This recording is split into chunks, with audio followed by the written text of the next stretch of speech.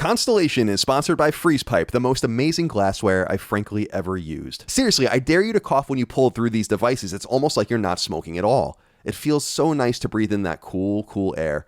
Abandon harsh smoke forever by visiting thefreezepipe.com. That's TheFreezePipe.com. And use the code CON at checkout. That's CON to get 10% off your order. That's freezepipe.com with the checkout code CON for 10% off. Shop today for free shipping and smoke like royalty without paying a king's ransom. Constellation, Last Stand Media's conversational podcast, is brought to you by you.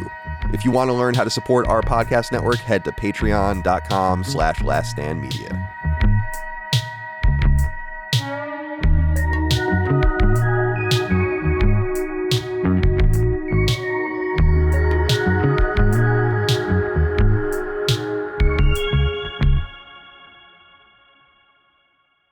Greetings and salutations. Welcome back to Constellation, Last Stand Media's conversational podcast. My name is Colin Moriarty.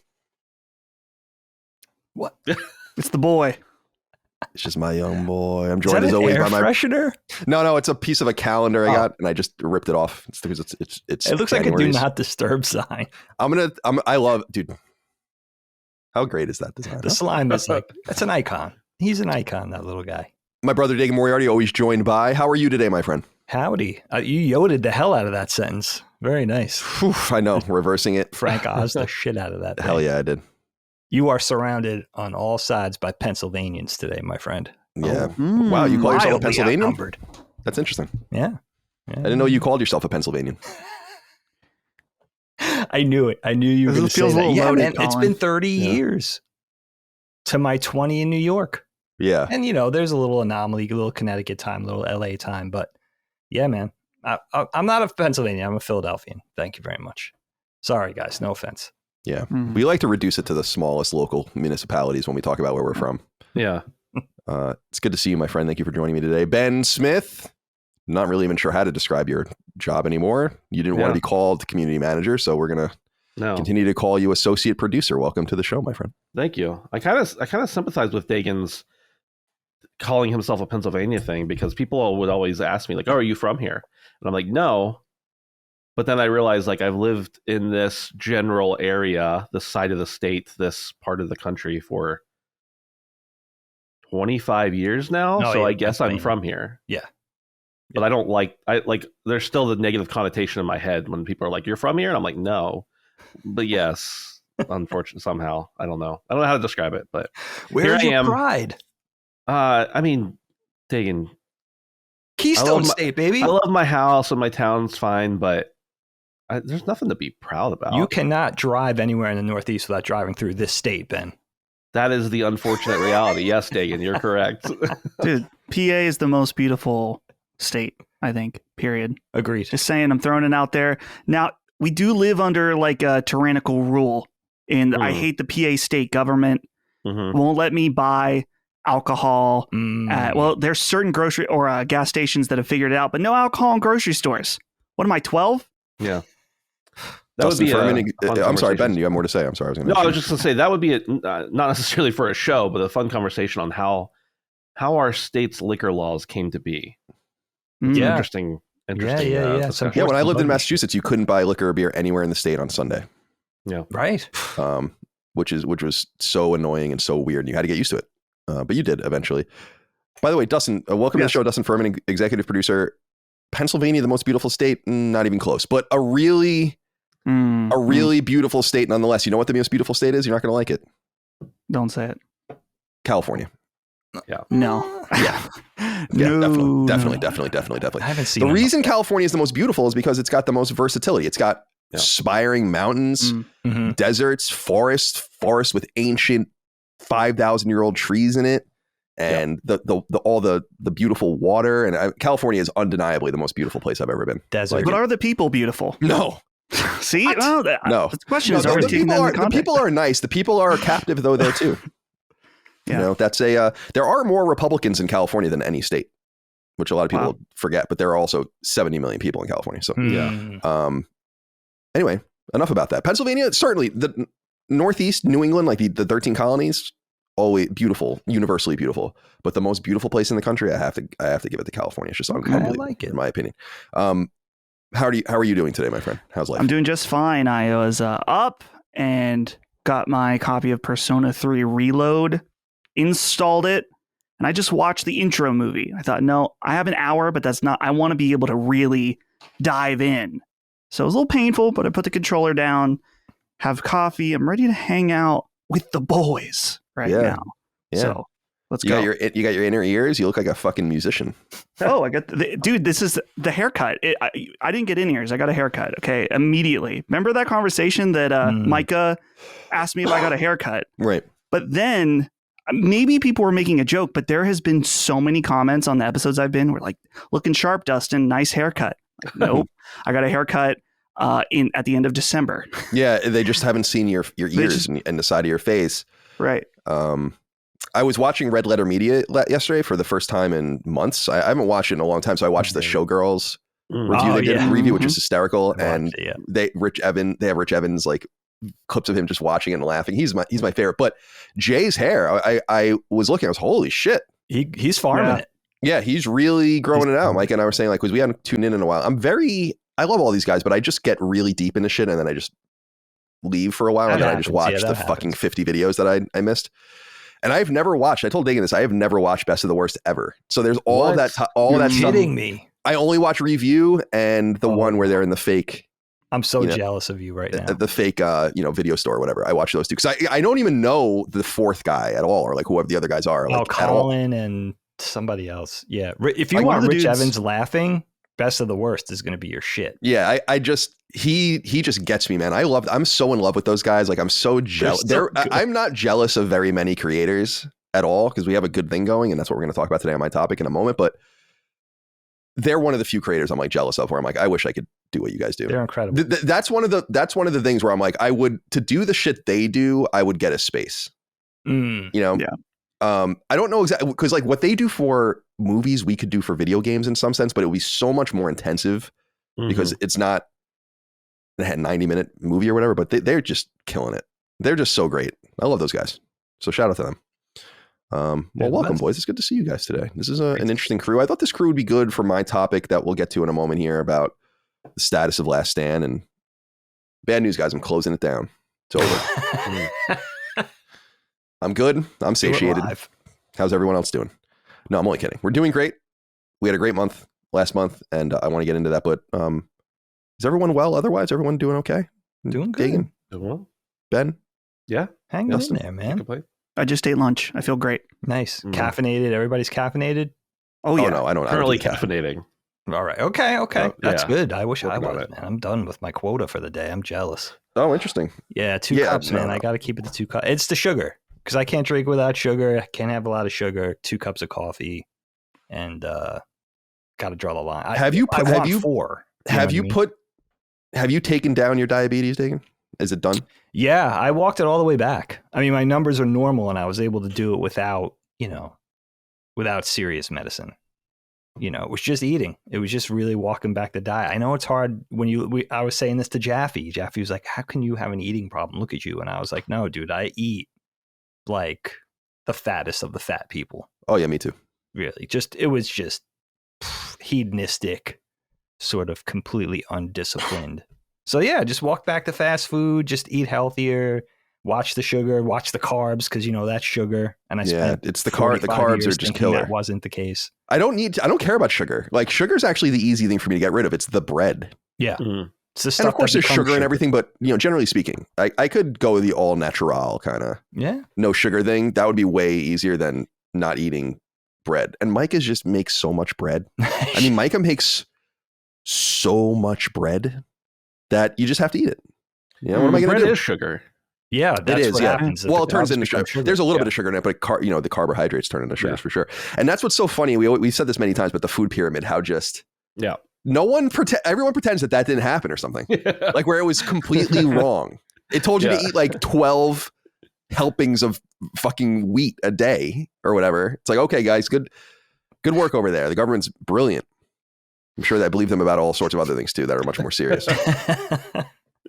Constellation is sponsored by FreezePipe, the most amazing glassware I've frankly ever used. Learn more right now at thefreezepipe.com and use the code CON at checkout to get 10% off your order. So the rapper Currency, one of my favorites, has a line about being the weed don't stop you from working spokesperson, and I've always wondered if perhaps he might be talking about me. These days, down here in Virginia, I utilize medical marijuana to, amongst other things, regulate my anxiety and help me sleep. And after a couple of decades of having myself a puff, you'd think I know the best ways to smoke by now. I can basically roll a joint in my sleep at this point, after all. But then I received a package in the mail from a new sponsor, Freeze Pipe. And there's not one freeze pipe, there's actually quite a few of them, from bowls and bubblers to bongs, vape pens, and more. And I have to say, I am so in love with the freeze pipe bong that it's very easily the cleanest, least harsh, most effective way I've ever smoked in my life. I've always been one to take bong rips, but the worst part is the sometimes unexpected kick you receive. Freeze Pipe's amazing array of glassware is engineered to fix that. By placing your pieces in the freezer for a mere hour, you'll ready Freeze Pipe's glycerin chambers that remove an insane 300 degrees Fahrenheit off of your smoke, eclipsing the old ice cube in the bong trick certainly, and completely unattainable if you're using a typical bowl or bubbler too. Seriously, I dare you to cough when you pull through these devices. It's almost like you're not smoking at all. It feels so nice to breathe in that cool, cool air, and my lungs are grateful too. My friends, it's time you join me and more than 100,000 happy customers who use Freeze Pipe, the amazing and high-quality American-owned glassware company that uses your household freezer and the power of glycerin to deliver the smoothest smoke you've ever experienced. You literally have to try it to believe it. They've converted me from my long-held favorite bong brand, and they'll do the same for you. Abandon harsh smoke forever by visiting thefreezepipe.com. That's TheFreezePipe.com. And use the code CON at checkout. That's CON to get 10% off your order. That's freezepipe.com with the checkout code CON for 10% off. Shop today for free shipping and smoke like royalty without paying a king's ransom. Again, that's thefreezepipe.com with the checkout code CON. All right, let's get into my topic. I wanted to, this is basically, with the exception of Micah, who would be in this group too, the closest associated three people with the company, I think. Basically, two of our three full-time people, and Dustin and Ben, and then Dagan, who's, I'll just say, just because he grinds so much, makes the most money out of all the freelance, hosts we have. So these are the people that are, and he does all of our graphics and our motion and all that kind of stuff. So this is like the people closest to us. And I thought this would be a fun topic to just see how we feel about the company. Where do we feel like the company is right now? How are we doing? I'll say that, and I tweeted this out, that we had our best month ever in January on Patreon, both in revenue and subscribers. I have to say, I don't really know what's going on. Like, I guess I just don't really understand it. Like, we don't do an enormous amount of traffic on free feeds or whatever. Podcasts, we actually have, I don't know if you're in the stats sometimes. I think every one of our podcasts is in the top 1,500 podcasts in the world, which is kind of incredible when you think about it. That is nuts. Nuts. Like if you go on iTunes and you granularly go to every topic and then they just fold them all together, we're all in there. And Sacred Symbols is in like the top 500, I want to say, something like that. So something like that. I'm sure it is. Yeah. And you're just talking about audio. Audio, right. The video stuff is just simple. And video is bigger than some of our audio for some of our shows. Oh, definitely. It depends on the show. Like Sacred Symbols is starting to even out, which is interesting. Sacred Symbols used to be much more significantly audio centric. I think we should probably start doing audio timestamps to see if that will allay some of the bleeding we have there. Because I think the podcast, like we just put up a 5-hour and 45-minute podcast. Oh, I don't think that's possible, Colin. No? Not because the ads are inserted dynamically. Right, I know that, but isn't there's got to be some way to say like this is approximate or something, or just maybe list the topics sequentially. I want to figure it out. I want to talk to someone else that does like Lex and other guys that do really long content. Rogan's. By the way, did you see Rogan re-signed with Spotify? Did you see how much? Did you see how much he re-signed for? No, how much? $250 million. Good for him. So his first deal was $100 million. Yeah. Which was like 5 years ago. Yeah, I think he's through the deal, and so this is the new deal. Holy shit. This is very Howard Stern-esque because Howard Stern did the same shit where he was just fucking getting. Dude, you know who's amped? Probably Jamie. Yeah. Who's, I'm sure, a millionaire. A millionaire now. Yeah. Oh, 100%. Rogan would take care of him for sure. He was the first person I ever met when I went to those shows. I spoke with him alone for like a half an hour. It's very interesting. I still have no idea what that guy looks like. Oh, interesting. They used to show him. I don't know if they show him anymore. Every once in a while, they will. Okay. They have like a camera for him. No, I wish we had a Jamie. Like Dustin could kind of be my Jamie, but we're just not big enough where I'm always looking things up. So I miss like 20% of the conversation on sacred symbols, because it's like, oh shit, like yesterday with the Hi-Fi Rush thing. I like send it off to someone and then I'm like, I got to look this up. Like, I got to figure this out. Like, someone's got to figure this out. But really, the producer, and I'm not making fun of Dustin, but we should have a producer that's figuring this out for me on the fly, because it's kind of live to tape. That's interesting. Yeah. Well, but we don't. So it's a little distracting. So having a Jamie would be nice, Ben. You'd have to have a producer that wasn't hosting the show too. Right. No, exactly. Like, someone in the back. Well, it would really be like Kevin Coelho, kind of funny. Right. Who was like our guy. I mean, he was a lot more than that, but we wouldn't have done anything without him. But anyway, so money-wise, we're doing great. Traffic-wise, it's funny because, and I saw Chris say this on Twitter earlier, someone was making fun of his lack of relevance or his falling relevance. And I'm like, I'm gonna be real with you. The less relevant I get, the more money I make. And that's like what I've been thinking. And that's exactly what he said. And I was like, yeah. And I remember saying this to Greg back in the day all the time. It's like, I just want half the money. You know, like between us, you can have all of the, like, we used to say, you can have 90% of the fame and 50% of the money, right? And I just want 10% of the fame and 50% of the money. And we're totally rock solid in that space, even though if you looked at our business from the outside, you'd be like, this is strange. Like, I can't think of a single business like ours in the game space that, because you have your min-maxes and all of that don't do great traffic, but they're also smaller on Patreon. They do great work. It's no disrespect to them. And then you have like No Clip that's in complete collapse. You have Easy Allies, which is basically done. I was actually talking to a friend of mine, a journalist friend of mine, and he's like, it's crazy how well you guys are doing considering the unraveling of everything around you. But my theory, and I guess what I want to posit to you guys is, I think that it is the je ne sais quoi of the company. It is like the special. I've been reading some stuff from Easy Allies fans. I don't know if you guys have seen any of this stuff. No. And what you see is a lot of them saying like, I don't know what people were bitching about. Like, I support these guys on Patreon now. This shit's great. This shit's way better than Easy Allies was, or way more open, way more dynamic, way more opinions. So maybe it is in the special sauce, but I got to say, I don't really know how we're doing this. Like, it's the content's good. Everyone's happy. The restraint must be to not do more just because you feel like you have to. And I'd be very curious. Is that your feeling, Kyle? Like, do you feel like you're holding back? Yeah. And in some sense, you should probably do more, but No, I don't think we should do more. I think that the feeling is that your instinct is to do more. And this is, I think, the trap that Kind of Funny fell in. I think this is the trap clearly Easy Allies fell in. And I want to resist that, to say like, we don't change just to change, or we don't add just to add. We actually subtracted this year and the company still grew. So I don't know. I really don't. I don't know what makes it work. Dustin, I want to hear from you. How are you feeling about everything? How's it looking? How's your own personal interaction with the company? Of course. Can I have a postscript real quick before I hand it over to you, Dustin? Please.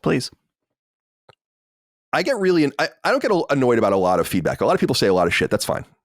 Sure. The one piece of feedback that gets me really annoyed is this idea that no one is allowed to talk back to me. Who says this? I don't read the comments, right? Like, people say this all the time, like, oh, I wish someone held Colin to account. It's like, people can say whatever the fuck they want. I don't care. I saw did you see the thing when Jaffe had that thing with Kratos back in December where he said something and he had this, there was a theory that he hadn't been on the show because of that and I wouldn't have him on. I'm like, are you fucking retarded? You know, like, do you have any idea how this works? So anyway, throwing it over to you. Why is this working? How is it working? How are you? How are you feeling? How's your workload? How are you feeling about the quality? I'm curious to just take it in any direction you'd like. Well, I'd like to start first just in that, thinking back to when I joined the company, mostly back in 2018. Man, it's crazy that it was that long ago already now, but it's so funny thinking about how different things are. And none of these, we've had a few big moments of change, but it's been this kind of slow progression to something totally different. And I got to say, when I started, I never had any kind of ambition to be like, man, I'm going to make it on Sacred Symbols. I'm going to be the executive producer. I did have ambition that I could push you to do other stuff that maybe I could be a part of. And I think that I don't want to speak for you, Colin, but I think that there's a huge degree of how the company changed with you and where you were in life. Specifically being in California, it was very much, and I don't mean this in any disrespect to you, but I remember like pitching different things to you, and it was kind of like, nah, we're good. We're kind of good. We're just good doing what we're doing. It's like, okay, I'm here. I'm here to do cool new stuff whenever you want. You have to understand, during that era of my life, I had no bandwidth to think about anything except for not killing myself, basically. That's sure. Yeah. So to see, you know, how things have changed, and like I said, slowly, where we added new stuff. The biggest change, of course, was in 2020 when we rebranded, the semi-rebrand. I mean, we just kind of like moved the name around a little bit. You convinced me to do that. You were the one that said that we should do that. You deserve credit for that. You said that we should rebrand, but I was the one who said, let's just take your name out and keep it. Yeah, you said something along the lines of that. I remember. I mean, I don't know where, in what context, but it was like, it's not really about you anymore, or it's just not only about you anymore. And I'm like, yeah, that's a good point. And when I want to make a decision, a change, I put my shoulder into it and do it immediately. There's no reason to wait, you know, because like you're just spreading it out. So I do, in my own mind, associate you with that decision. Yeah. Thank you. Well, it was, it's funny that, and I think I've mentioned this on a show before, but it's probably years ago. I was coming down to see you in Virginia, and we were going to discuss rebranding. At the same time, we were talking about starting an Xbox show and who we wanted to do that. And that was like, I remember that day I made the call to Maddie, and we asked him about it, and it was cool. But what was funny is you had told me like, hey, try to think of new name ideas for the rebrand before you get here. And I remember leaving that morning like, shit, I have zero ideas at all. And it wasn't until I was driving on the way that I was like, what if the idea is that there really isn't a new idea and we just kind of keep the same branding? And I think it really worked out, because I love the name already with Colin's Last Stand was great. And I think that just keeping the root of what the core of what our company is was awesome. So you mentioned about how, like, what is happening with us? Like, what do we have to offer? Like, why are people being drawn to the company? And I can only speak of what people tell me or what I read a lot. And I think a lot of it is just, particularly last year, I think this was subtle but important in that I think the Hogwarts Legacy thing was a major breaking point for a lot of people, of saying like, holy shit, what is going on in this industry and this content I'm listening to, where the amount of foul play in terms of doing your job in covering games hit a breaking point. And I think that was a moment for us, for championing, be like, listen, and this has always been our stance, right? But it wasn't, I think, in people's faces until it was like, we don't care what you believe, as long as you're not hurting other people. We don't care if you're Republican. We don't care if you're Democrat, left or right, whatever. We don't care if you're Christian. We don't care if all these things don't matter to us. And I think that part of this implosion of our industry just comes from the gatekeeping in that way. That's like, you must think like we do. And so I think it's funny for us just because this is just how we live our lives. And I'm not trying to make any kind of like superiority, like we just live this way, but it's refreshing when most of the media coverage, and it's not just gaming, of course, wants to tell you what to think constantly. And if you don't step in line, you're not with us. And that's just not how we operate. And I think that more and more and more that becomes apparent. So I see that all the time. And I'm thankful so much that I ended up here, because I've talked about before how I had interviewed at IGN. I was applying in all these places. I was ready to move to San Francisco. And the thought, and it's no disrespect towards IGN, it's mainly just kind of that traditional gaming media culture that I'm talking about. The thought of being in that would have been so bad. Like, I can't even imagine me and Holly. And I know you did this, Colin, and I respect you for it. I can't imagine Holly and I being in a small apartment with another couple, having nothing practically, so I can grind for this job where I'm too afraid to say the things that I want to say. Yeah, I could imagine you in it, and you could probably imagine yourself in it. You just missed your time. At one point, in my opinion, there was a point where it was the place that you wanted to be and it was good. And then it was ruined.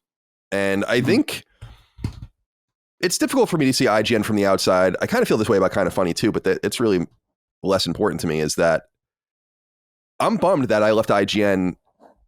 And I say like my role as IGN PlayStation's editor, in a dominant position, completely dominant. Indeed, I've said before that Ryan McCaffrey was hired at IGN because Greg and I dominated so hard that they felt like the website was coming off as completely unbalanced. Because they'd be like, go home. Like, I remember Casey Lynch, one of our editors in chief, were there overnight when we were doing Tokyo Game Show, and say, why are you guys here? And it's like, well, because we want to fucking dominate. That's why. And so I left IGN PlayStation in a great place, and they fucked it. And that's what really pisses me off, is like, fucked it to the degree where I said, like, the person who was running it last went and now works at Naughty Dog. It's like, come on, man. What is this?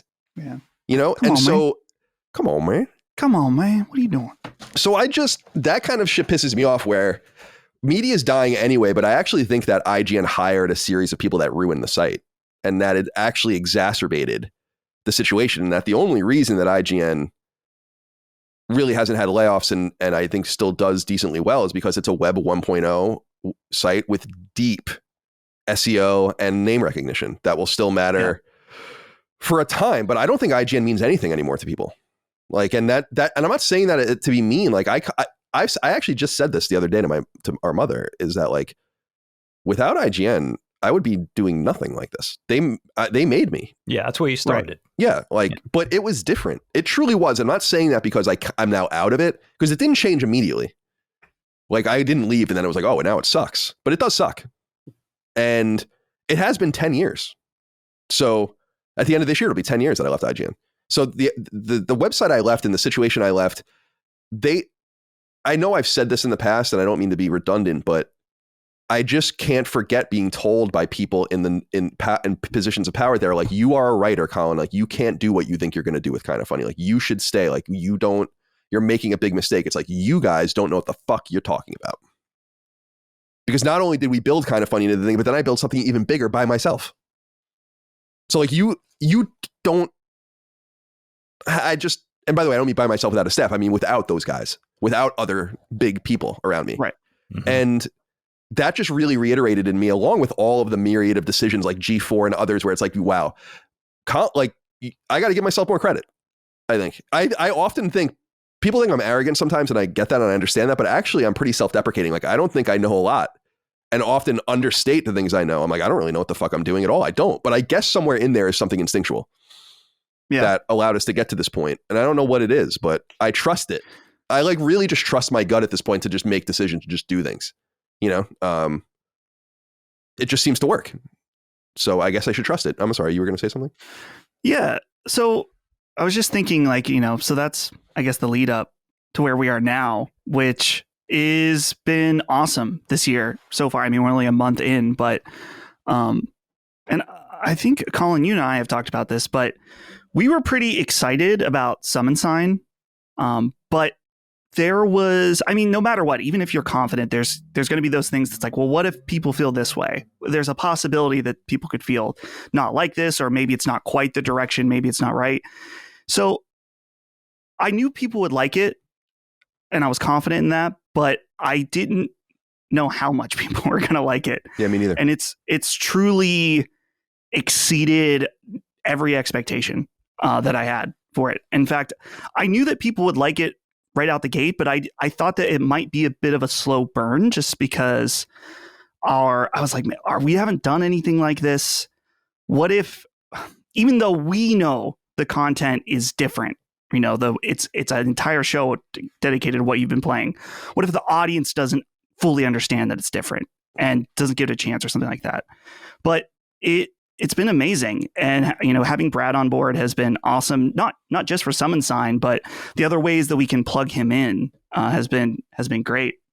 And then, of course, too, the other aspect of this year, which has not quite happened yet, but is in the process of happening, is these live events that we're doing. And I love live events. I find them to be they're equally tiring. And I know they're the most tiring for Ben planning them, but it's a lot of build up. And then when you're there, it can be so energizing for everybody there. The morale that comes with the live events, the connecting with the audience is something I didn't realize was so important until we had the first event. And I think that kind of changed everything for me, where I was like, man, this, even if it isn't a huge moneymaker, there is some value that you can't put a dollar sign on that I think is totally essential. And so I love the fact that we're doing more of them. I'm so excited for New York City.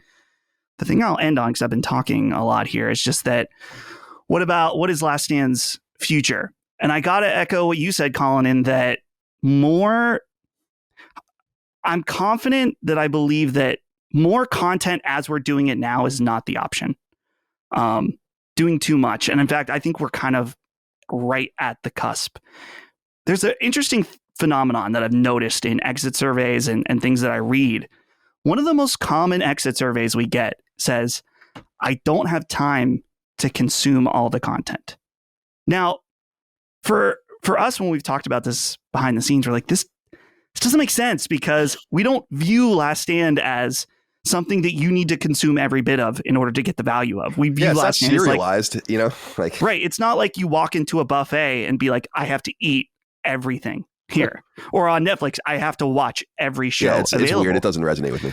It doesn't resonate, but I think that it's one of the most common things I see is that, and I guess it's the way that we should look at it as a compliment, is that people enjoy our content so much they feel like if they're missing out, they're not getting the value. It's FOMO. It's a compliment for sure. Like they're frustrated that they can't catch up. That can be nothing but a kind sentiment.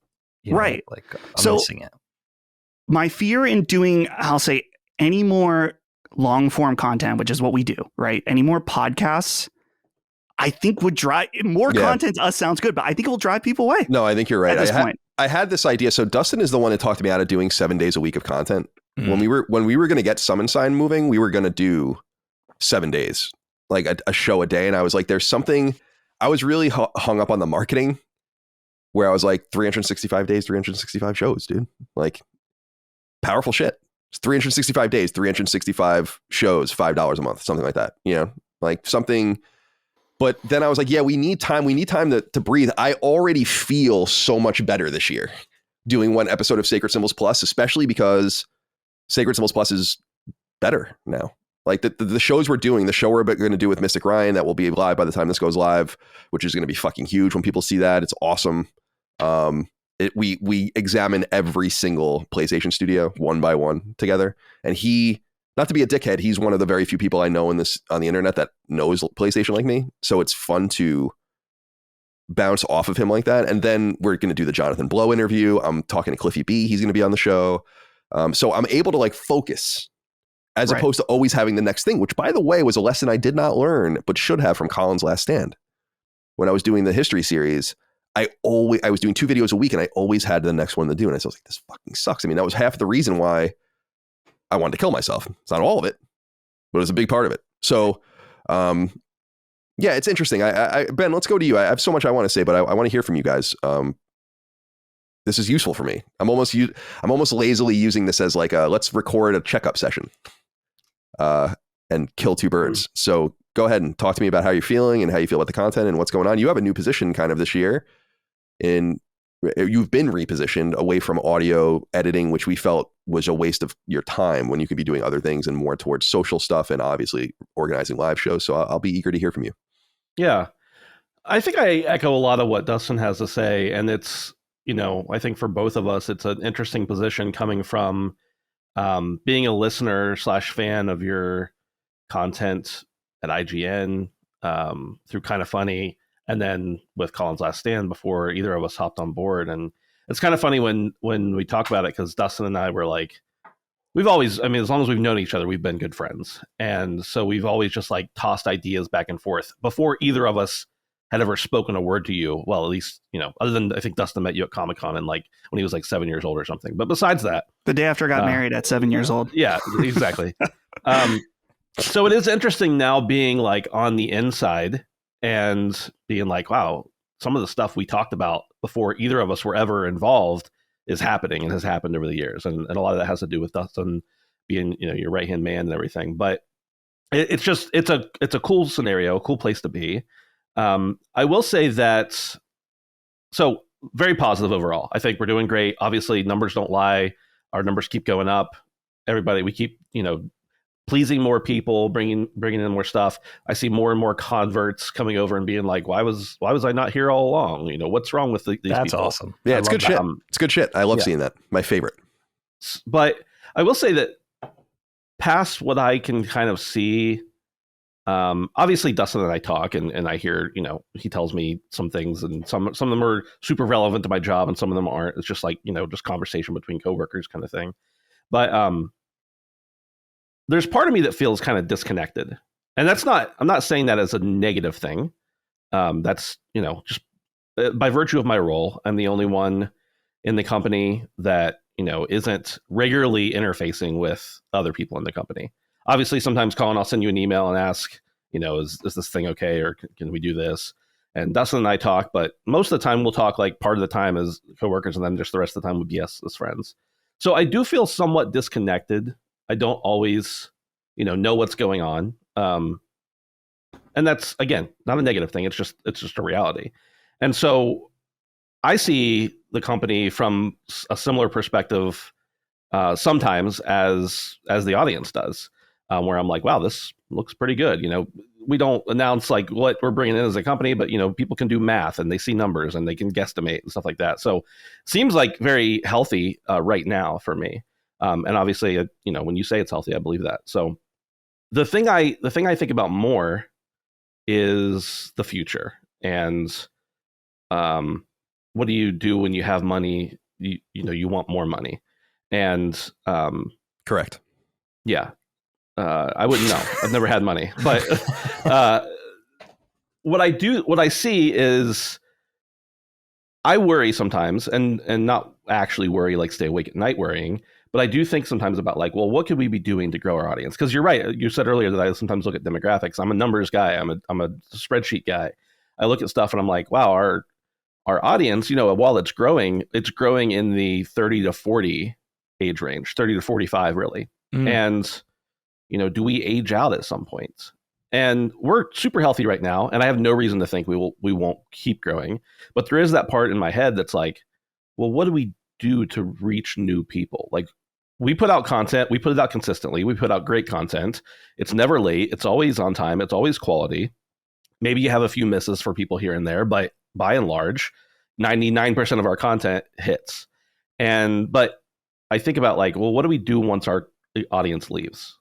What do we do once they, have kids and grandkids and they're, moving into retirement age and they're not. So that's the way my brain thinks. It's probably more of that. And Colin, you understand this very well, that doom and gloom mindset that I sometimes have where I'm like, well, what happens next? And I remember I mentioned that to you once.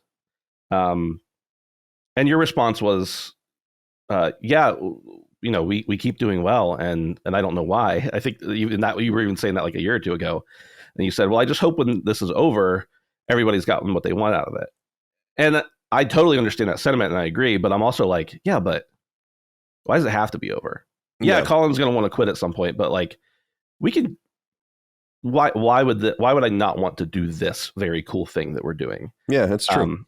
And so, yeah. And for me, I mean, just to be totally real, you said nobody ever talks back to you. I'm not talking back to you, but I'm saying like for me, who's not public facing really, who isn't really well known. Yeah, I've been on Duke. I've been on Sacred Symbols Plus. I'm on this show. I've been on Summon Sign. Sure, sporadically. And that's fine. I'm happy. I'm very happy when I get invited to be on those shows. But for me, who's like not really public facing, and also like as far as the industry is concerned, which who knows if you want to keep working in the industry or not, by you, I mean me. I'm also working for a guy that's like maligned by a lot of people. So in my head, I'm thinking, well, when this does end, where do I go? What do I do? And so when you ask, how's the company doing? Selfishly, what comes to my mind is, well, how am I doing? What am I going to do later? And I think everybody makes needs sense. to have That's that not selfish. perspective. That's just rational.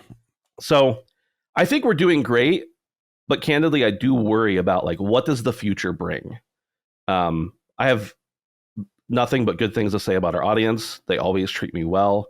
But I don't know what that looks like for me in 5 years or 10 years or hopefully, whatever. And not to say I always want to work with Last Stand. I have no reason to leave right now, but I'm just saying, like, there's always that thought in my head. So just, candidly put it all on the table. I just don't know. I think we're doing great, but I don't know how that looks in 5 years for us. Yeah, I don't either. I mean, you say a lot of interesting things there. I think I have built into my ego an acceptance that I will one day be irrelevant. Sure. And it's the only way that I can operate, because I can't like live by the sword and die by the sword in this way. It's like, I need to put out there the idea that I know that I'm going to be obsolete one day. Yeah. Some would argue that I'm already obsolete, that I make all of this money and have this little micro community, but really have no greater relevance in the gaming industry. And that's perfectly fine with me. I don't care. But I think about that too, because I just want to say, like, I don't want it. I just look at it as inevitable. And so it's kind of something you have to accept. I think I've used the term or used the reference of like athletes. The thing that's difficult, and it's fun to articulate this because I don't think people think about this. In TV and film, old school, like label-driven music, whatever, your life cycle was determined by the market, and there were no options for you. Yeah. You weren't going to be a movie star, in quotes, in the 70s and then go make fucking 8mm videos at home and sell them somewhere. Like, that's not the way it worked. If they didn't want you in the movies, you were done. Right. Right? It's not the way it is anymore. Yeah. For the first time, I think, in the history of entertainment, it is actually up to the entertainer when they're done, more than really it has ever been. Mm-hmm. And that's something that people really grapple with. And I recognize that early, knowing the people I've followed and the people that have come and gone, where I'm like, out of self-respect and the acknowledgement of reality, I need to acknowledge that I have to know when to walk away from this, because no one's going to tell me to. There comes a point where the economics, it almost doesn't matter because you're fine. So it's like, when do I go? When do I walk away? There's nothing pushing you. And so, yeah, that's where that comes from. Yeah. Is just because, unlike an athlete on the football field whose body and the young kid's getting drafted, and there's going to be all these reminders about how he's going to go one day and he better fucking hold on for dear life while he can. That's not the way it is here. And I think that's going to create a lot of bad scenes over the decades to come for a lot of creators that didn't know when it was time to go or didn't build that in. Yeah. And I don't know. That's where that comes from, if that makes sense. Oh, and I don't think it's the wrong perspective. I think it's a realistic perspective. I think it's a good perspective. I'm just saying it's like when you realize, like, I'm going to be 36 next week. And when I turned 30, there was like a little bit of, oh, I'm over 30 now. And now I'm like, oh, I'm almost 40 now. And like, so there's that reality, but it doesn't have to be a problem. I'm just saying that when I think about that, it puts me in that space of, oh, okay, well, we're doing really good, but what about when we're not? What happens then? So that's just the reality. That's not to say anything negative about right now. That's just when I think about how does the company doing, I'm always thinking about how do we grow? How do we keep going? And I don't know. I mean, I don't know either. It's not like I have this magic bullet or answer. But I just think about like, okay, well, if we wrap it up about the time, I need to, most people start thinking about retirement or something like that, then what do? I don't know. Ben, can I jump in for just a second of thought about this? Absolutely. So this is my, I think that I obviously also have doom and gloom thoughts, but I do have a positive thought about this as well, is that I think that the thought of, hey, one day we're not going to be, not that we're like relevant now, but you know what I mean? Right, like yeah. it will wane.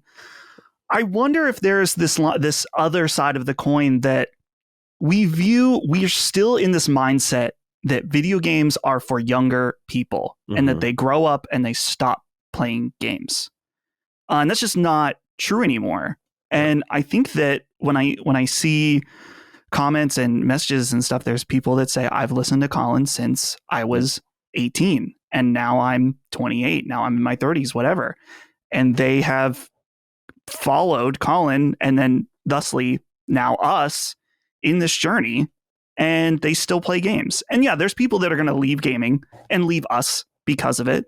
Sure. But I think that there's a lot of people that are between the ages of 20 and 50 or whatever you want to say our core demographic is, that they don't want to listen to some 18-year-old talk about games because they don't relate to them. Right.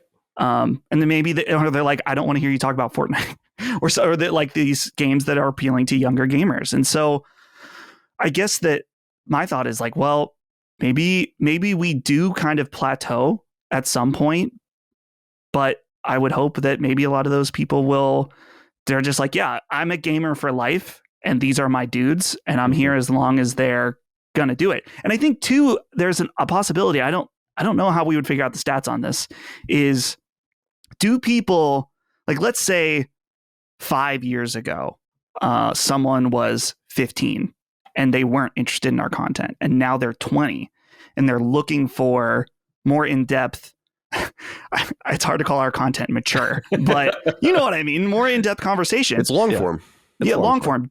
It's more mature than most of the other content out there, I'd say. Sure. Yeah. Do people that, as they grow up, is our content just more appealing? And will we start to, the goal shouldn't be to catch them while they're young, but get them as they grow up, you know? Get them while they're young. Get them while they're young. Yeah. And I think that obviously trends change and things happen, but, you know, I think that were it not for the push to go to video, I think we would be way less relevant now, because so much of media consumption has moved. So that was a good move when that happened to start bringing in the video content and everything. And obviously, you know, we can only ride the trends as long as they go. And not that we really ride trends. We do everything to not ride trends, honestly, which doesn't make any sense, but it works for us, which is, you know, what gives me a lot of comfort that, you know, we kind of, not to be cocky, we're kind of immune to market changes, I guess. That's clear just based on what's happening to media and even other crowdfunded endeavors. But there's more to it than that. Dagan, I want to hear from you. Do you believe in Colin? I never said I didn't believe in Colin. All right. I'm still figuring it out. I don't know. I'm on the fence at this moment. You know, I remember a time I was thinking about this as you guys were talking. 2013, 2014. I was working for a big animation studio at the time. I was in the building, just in one of the common areas, having a cup of coffee with a couple of my colleagues, fellow animators. As that studio was starting up their YouTube division, sort of in defiance of the rising of the cocoa melon and everything else, right? Like, we have to get a piece of this type of thing. And I remember sitting around having a cup of joe and being like, to my friends, being like, we don't need to work at these places anymore. We have the power to do our own thing now. There's platforms. And that's why when Kyle talks about IGN and things like that, like those corporate entities where you once had to do it, right, under their roof, under their umbrella, of course they're less relevant now because of the advent of the little guy making a name for himself with platforms like YouTube. It's the same thing. There's a lot of similarities and mirroring with what happens in animation, so I look at it that way. But first of all, I'll say State of the Union, last time we did this, I don't think I got to bring this up, and I have a dream. I'm holding on to this dream for LSM. So I'll end with that. But just from looking at it from being someone inside the family, so a contributor, but also just someone who's really honestly proud of their little brother, and also kind of frankly as a fan of LSM. Like sometimes when I'm sitting with any of you guys, but Chris, Jaffe, I'm like, these guys that I'm getting to sit with and have a conversation, like I would listen to their content if I had nothing to do with this. So I have a lot of pride in the quality of the content. I'm not saying for myself, I'm always trying to get better as a podcaster, but just in terms of this family that Colin has brought together and the quality of the content universally, like from A to Z, is something I've been really kind of proud to be a part of. But, you know, from a fan perspective, like this meteoric rise to the top of your YouTube, podcasting, video game, Mount Olympus, largely sort of funded or buoyed by this fan community who pays with their support and pays, you know, sort of speaks with their wallet, you know, and this giant Patreon that you built of these people and this community of listeners and fans that we have that are the supporting structure of the whole thing.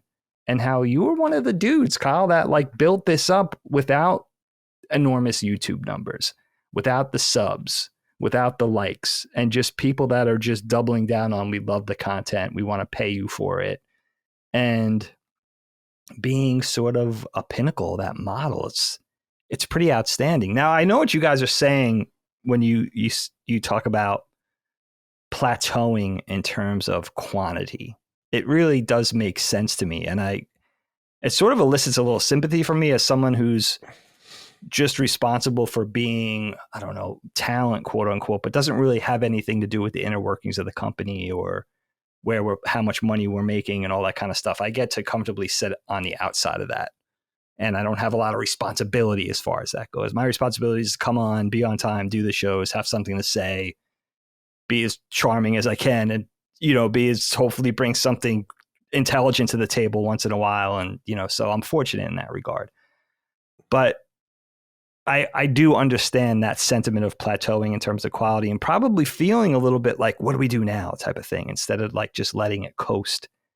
And it reminds me of like what you know about cooking, right? It's like you could undercook the steak because you could always put it back in, but you can't uncook the steak if you overcook it.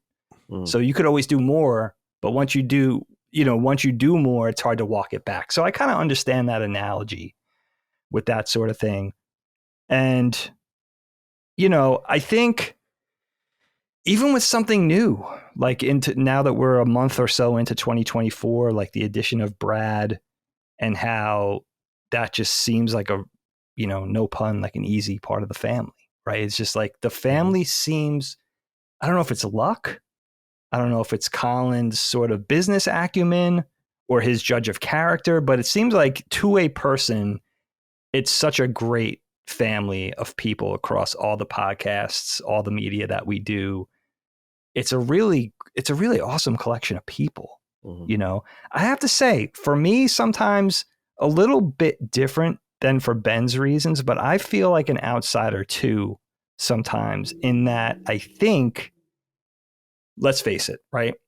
Colin's pedigree, the tradition he's coming out of, what he built starting at IGN and then eventually Kind of Funny, and creating a name for himself and becoming an expert at video games, especially in the PlayStation universe. And that sort of head of steam that he's built, that snowball effect that he turned into the success that is now LSM. This is a video game. Last Stand Media is a video game channel primarily. It's not just that.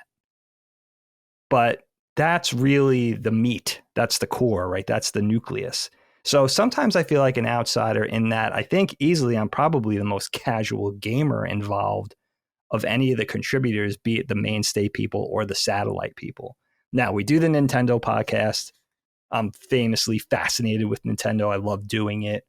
And I'm very proud of Knockback, even though it stays very small and sort of cultish and has this kind of a cult following type thing. Very proud of it. That's its charm, though, in my opinion. Oh, yeah. I mean, honestly, I think so. Yeah. I appreciate that. But you know what I mean? Like, so sometimes I feel like the smallest cog, you know what I mean? I feel like the smallest working part, because I'm not really a gamer. I play games for Knockback. Of course, I stay up on Nintendo for punching up, but I feel like there's definitely a feeling for me, and this is kind of maybe even a selfish thing, or it could be, honestly, looking at it mile high perspective, this could be me trying to bend LSM to my will. You know what I mean? But it's like, I think that, yes, we have a community of people that are video gamers, passionate video gamers. That's a huge hobby. It's a huge interest of theirs. But there are other things too. And I know Colin knows this, but I'm not sure how well Dustin and Ben know this, but we've been talking, even in the conversations that we had leading up to putting together Constellation, was like, and I was thinking of Kind of Funny a lot when Colin was even there. is like, it's not just about video games, it's about nerd culture. What's going on in film, contemporary film, TV, comic books, what's going on with tabletop gaming, what book series are flying off the shelf right now, what's happening at Marvel, what's happening at Star Wars, where that whole universe where nerd culture meets Hollywood, what's going on with huge YouTube channels like Critical Role. Like, I think for me, that's my dream, is like being able to have a show that talks about that. I think in its infancy, that was one of the fledgling ideas for Constellation, was like, how do we talk about things and come together to discuss stuff outside of gaming? You know, not just the video game related movies like Gran Turismo or the video game related TV shows like The Last of Us, but how do we go outside and explore nerd culture? Because part of me says, yeah, Last Stand Media is a video game thing. That should be the core business. And we already do have things where the personalities are coming together to shoot the shit like Constellation. And of course, we already have Knockback. But how do we cash in on video gamers love these things too? And also, selfishly, again, that's really my area of expertise. That's the universe that I'm really plugged into. As a video gamer, yes, someone who's passionate about games and who always will be, but also as an animator, somebody who works for the TV, you know, the big studios, somebody who's plugged into Hollywood, even though it's kind of a level removed. So that's I still cling to that of like, that's something that I think we could do at Last Stand Media, and something that I think could eventually be successful, and something where I feel like I'm more appropriate, because as a professional animator and stuff like that, family man, all that, you guys know how it is. Like, there's only so much time in the day. I can't play video games professionally. I just don't have the time to do that. You know what I mean? So it's like, I think it's, for me, a lot, again, is like, how do I make a bigger contribution and use my voice to do what I do best, you know, which is talking about these other things. I only know so much about what's going on with PlayStation, you know. Now, that's been a big thing since we started punching up midstream last year. That's been a nice thing for me, because now I get to be dialed into at least one area of gaming that, and, you know, a company that I'm just smitten by. I mean, honestly. So that's been fun. But so that's really my perspective, is, you know, the overarching feeling of pride, you know, just being associated with being really happy for somebody you know, one of my favorite people in the world, but also the entire family, what Colin's put together in terms of a collection of talented people, I think good people. That, you know, that's the thing too. Like, you could get a collection of talented people that are good at what they do, people that bring it from, you know, a knowledge perspective, do their job, show up, try to give 110%. But that sort of elusive thing of feeling like not only are we all doing our jobs and have a job to do and have a responsibility, but these are all people to a person that I would hang out with on my own time. And I don't know if that's luck. That's something, you know, like when we get together, what you guys are saying, what Dust is saying about like the live shows and having the opportunity to be with everybody, it feels like, wow, like I actually really like being with these people to a person, which is, I think that's kind of the secret sauce in a way. I think for a lot of this is that is that sense of companionship, that fact of genuinely liking each other. I hope people could say the same for me, but I would say that for everybody that's involved. You're probably the most liked person we work with per capita, I would think. I said it to you recently, because we were talking about some feedback you got or whatever, and I was like, you are so far away from the missile launch and like like that you don't even get splash damaged. Like me and Chris, you know, like, and Maddie get fucking destroyed compared to, especially me. I mean, that's fine. I'm happy to take all of that. That's good for me, but it's not a surprise, Dig, because you and I are very similar people. We came from the same place, same family and all of that. We tolerate the same kinds of people, and you're much nicer than me. So if people can pass my barrier, then they're definitely going to be amenable to you. You know, I think probably to to a T, because you can tolerate a lot more than me. That, dude. You know, I do appreciate. I mean, I just wanted to say, Yeah. like, just getting that out there in terms of, I want people to realize that we could be talking about more things. I love Constellation because I say this all the time. I grew up with a bunch of adults that would just sit around the table and talk for hours, smoke cigarettes, drink coffee, maybe, but there was no backgammon. They weren't playing Yahtzee. Awesome. They weren't sitting around playing bridge. They just spoke to each other. Yeah. And that coming up in that tradition of conversation, like Constellation is awesome. I love hearing stories. I love telling stories. So Constellation among all the other podcasts for me is a blessing. But I want people to know that we know that we could be talking about things in the nerd culture / pop culture sphere outside of gaming, but it just hasn't been time yet. Yes, we talk retro. And by the way, Colin and I have a nice list of video games that are now 10 years old or older. PS2, PS3, PS4. That is very exciting. Yeah, there are 10-year-old PS4 games. It's Don't insane. say that. Don't It's say insane. that. Wow. Yeah, Like it's a Killzone shot in the arm for Shadowfall. knockback. Yeah, Infamous will be 10 years old in 2 months. Infamous Second Son. Wait to play that game. That game's great. I'm surprised they haven't brought it to PS5. Just updated it. But I want to know what people think about that, though. Like, Yeah. is that even something that they want to see from Last Stand Media? Because I honestly don't know. Again, that's kind of like selfishly inserting my will into maybe where it's not relevant. no, Or I think maybe it's never going to be relevant. I'll say my challenge with Constellation has been, first of all, it wasn't intended to be every week, and we made it every week. And then it's an easy show. It doesn't really require anything out of anyone. But my personal challenge is that, and I don't know why this is the case, because I feel like I've chosen a good set of people for a really wonderful set of people for our company, obviously. But there's very little crossover with two things that I would fundamentally talk about all of the time if I could on the show, which is politics and sports. And if I could talk about those two things on this show freely and easily, the show would be popping off a lot more because there'd be much more to say. But really, to talk about sport, and so that's why I came up with the themed episode idea. And Mike is already pursuing this, and I think we already have them scheduled. Where it's like, I want to do a sports episode with me, you, Cog, and Maddie. I want to do a politics episode with me, you, Jaffe, and whoever. Like, it could be Gene or something. I want to do an episode all about the press with Gene, and get someone maybe even from the outside that worked in it. Like, I want to do.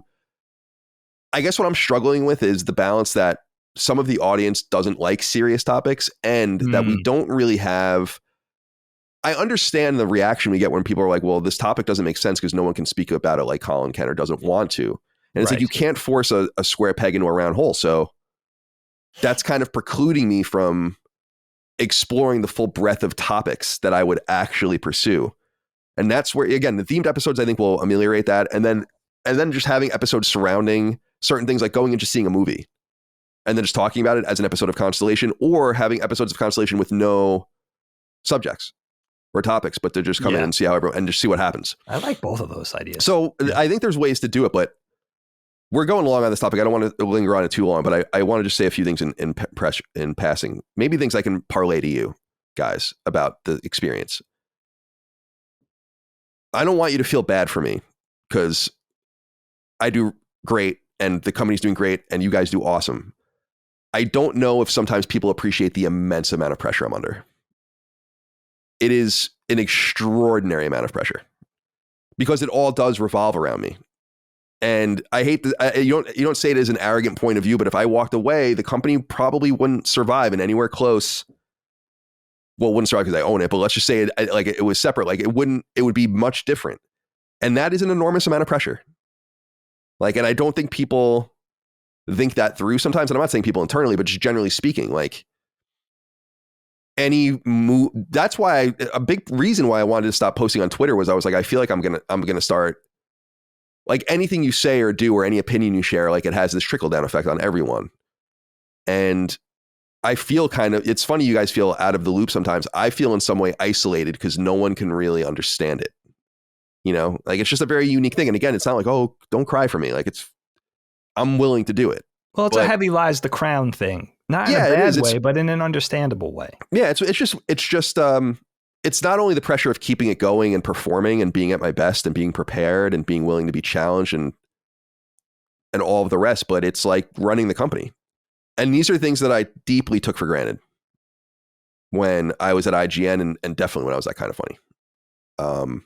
I can't understand it obviously from the Last Stand perspective, but I totally understand due to several places in my life that I've been of this all hinges on me, and so do these people's livelihood. And it's not a fun, just for the audience, it's not a really fun place to feel like to be in. Feel like to know that you are the reason these people can feed their families. Yeah, or not. Right, exactly. And making sure. Well, I'll get to that in a second.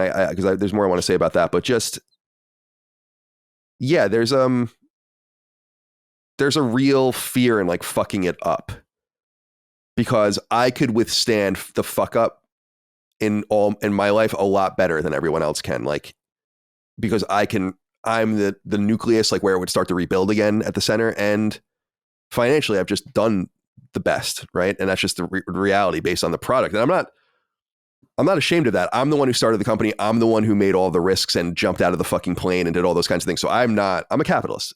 Mm-hmm. And I'm not asking for people to feel bad for me on that front, because that's not a place you should feel bad for me. On a more intellectual or like philosophical, mental level, I am worn down and tied up so tight. Like, and the little things that pop up, like people just can't relate. My weekend, for instance, was dominated by accounting stuff because, and this is the kind of shit that happens, right?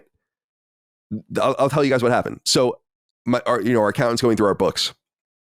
I have like a ledger of what I've paid everyone. The numbers in the ledger don't match up at all to what it says in the bank account. And I'm like, so I get this call on Saturday and I'm like, what the fuck? Right? So I go into the books, I go into the bank account. I'm doing this on a Saturday, like I'm off, right? This is what I have to do now. My accountant's on the phone. He's like, we got to figure this out. We got to figure this out now because we got a 1099 everyone or whatever. So like this occupies much of my day. And I'm going into the books and I'm like, fuck, that's what happened. I do the math or whatever. I realize that in March of last year, and I just didn't make a note for myself, I accidentally paid everyone out of my personal account. Oh. And then I paid myself back with a check that was memoed or whatever for that. The number of the amount of the check was the exact amount that all of the numbers combined were off. Right? That sounds shady as fuck, dude. Well, but then there's more. So the bonus, so all the numbers for all the salaries now make sense, but then the numbers for the bonuses don't make sense. So on Sunday, it's like, oh my God, like what the fuck?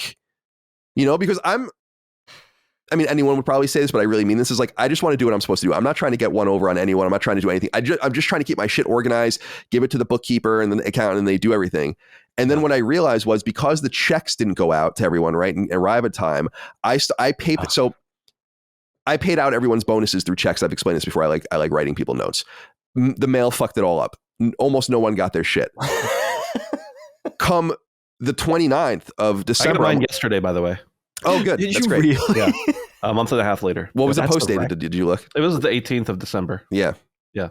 So that's wonderful. So 6 weeks. It's incredible, right? So because of that, and again, this is the stress of all of this. I'm like, these numbers need to clear the account this year, right? So you guys might remember, we're on Discord over the break. I'm like, I'm PayPaling you all of your bonuses, but the bank didn't pull them until January 2nd. So now the numbers are all fucked up again, because now you guys, so that's not even going to be on your 1099. It's going to be on your 1099 next year, your bonuses or whatever. And that is just a microcosm of how fucking something haywire can go that you would never even see if you worked a normal job or even had just a business partner that did that stuff for you or whatever. Sure. But because of things that were just like, I was like, oh, this wasn't accounted for. And it's like everything rectified at the end, but we had to get there. And I'm like, that's a great example of how fucked up my life is. It's just like, it is always something. And you can't turn off. People just don't understand it. That's why I want to wring people's necks sometimes when they act like do I do an extraordinary amount of work at all times? No, but am I stressed the fuck out? My God. What kind of accounting do we use, Colin? Do you know? Like what school of accounting? Is that what you're saying? I don't know. Yeah. Okay. It just seemed usually if someone, whatever. It's just usually if you make a if you have an expense, even if it doesn't clear, depending on the type of accounting you use, it can still be counted in a certain calendar year. But let the accountant. Yeah, basically what happens is, we don't keep our books as we go, or I don't keep our books as we go. The way we keep our books, and I think this is totally rational and actually kind of defeats the purpose of on the daily bookkeeping, is we just have one conduit in and one conduit out. That's it. Yeah. So it all lines up, because my accountant every year, because he deals with so many people, he asks me the same questions every year. He's like, this is everything? And I'm like, yeah, dude, everything is in and out of this one account. Mm-hmm. Like there's no other extraneous shit. There's no credit card. There's nothing. Right. Mm-hmm. It's one. And so we just give the whole. Are you sure? I'm sorry? There's no offshore accounts? No, there's no offshore accounts or anything like that. All right. And then so you're able, because of that, because of how linear it is, you're able to just deliver to him all of the bank statements basically. And then they just do it all on the fly. And that's how you discover these problems late. Mm-hmm. So but I don't like the whole QuickBooks thing and shit. I'm not doing that. So, and there's no reason to, because we don't buy or sell like a lot of things. We have obviously a seller, but we're not a store. And so anyway, I want to wrap this up because we're going long, but I wanted to say a few things. The thing I want to say is, like, I know that I'm weak in certain fundamental ways about my ability to lead this team. I've said many times in the past, but I'm not a natural leader. I don't want to be a leader. And this company has gotten far bigger than I had anticipated it was going to be. And there's this, it's not this constant pull, because it's not true, but there's this notion to me sometimes where it's like, Colin, you could make hundreds of thousands of dollars a year just doing sacred symbols. You know, like, you don't have to reinvest into more and more and more and more and more. But I want to maximize value and leave it all out on the field and explore these different ideas, while knowing that my strength is in the creativity. It's not in the leadership. Like, if anything, I'm a lacking leader. It's why people feel disconnected. I don't really know how to communicate better in a certain way. And I don't know that we're like a normal company that even functions like that anyway. I found a lieutenant in Dustin that understood fundamentally that he is the conduit by which everything has to move. Like, and when we hired Brad, we told him that like, it's complimentary not to hear from me. Like, that's a compliment. Maddie and Cog know that fundamentally. Like, when they don't hear from me, they're like, everything must be great. You know, they're getting paid and everything's going fine. But that's not necessarily the ideal situation to put people in. And I understand that. And the one way I try to ameliorate that is to just, I just want people to feel appreciated in ways that matter. I've said this many times in the past, like, and people make fun of this from the corporate world all the time. It's not unique to me at all. It's like, oh, we're having a pizza party or whatever. It's like, I want money. You know, and so when I distribute something like $50,000 in bonuses to people, that is under no contractual obligation to do that. That's because that's important to do that, right? And like, take good care of people in the ways that matter. We started paying our freelancer, like our far-flung freelancers, you know, Hogues and Jaffes or whatever, because I felt bad. They didn't ask. I was like, it's kind of insane that I have Rick, a lawyer on, I can pay him a couple $100s or something for his hour of expertise. It's nothing crazy. It's to show I'm thinking of that. I'm thinking of your value. And I am proud from the one leadership position, the one thing I am proud of the leadership position is I often preempt what I would assume would be the requests of people. And from the places that I think matter somewhat most for most people. And so I know that I'm weak, you know, like that's like an admission, but I just didn't know that I would find myself in this position. And I don't really know how to offload the responsibilities that I don't want. And I don't know that I really can, because it's a unique business. It's like a boutique. And so that's all I wanted to say. It's like, I don't take this for granted at all. That's why I want to keep the value high and the price is low. Mm-hmm. Like, when I see companies like charging so much on Patreon or whatever, it's like, you're charging as much as Netflix. Now, that's cool that you have an option to charge that much if people want to do that, but your core content needs to be much more accessible than Disney Plus, you know, or something like that. And I truly believe that spreading the field with low prices is the way to make money in this field. To not further isolate and alienate yourself to a fewer and fewer pay pig style people, basically, at the end of the day, but rather get $5 is almost nothing to most people. I mean, that's just the reality, right? So if you just are able to get that from 13,000 people a month or something like that, then you have to really focus on how and why that is and why they find value in that and really focus in on that. And I am obsessed with it. But I don't take it for granted. And I know, again, I'm sorry that people feel a certain way about my leadership, or lack thereof, but I don't know how else to do it. I hope that makes sense. All yeah, right. that wasn't I don't think Dagan or I either one were saying disconnected was your fault. Oh, I no, just mean by virtue of my job. I think it is my fault. I'm very... I mean, I'll blame you if you want to take the blame. That's fine. Well, I do think the buck has to stop with me, right? Like, sure. Really, with almost any problem. I mean, it ultimately is my fault. And I suppose. Yeah, I'm cognizant of that. I've had people literally write to me being like, I'm an executive. Of this company, like I would move in as the CEO of your company or whatever. And it's like, that's just, I can't give anyone that level of control over my company. Yeah.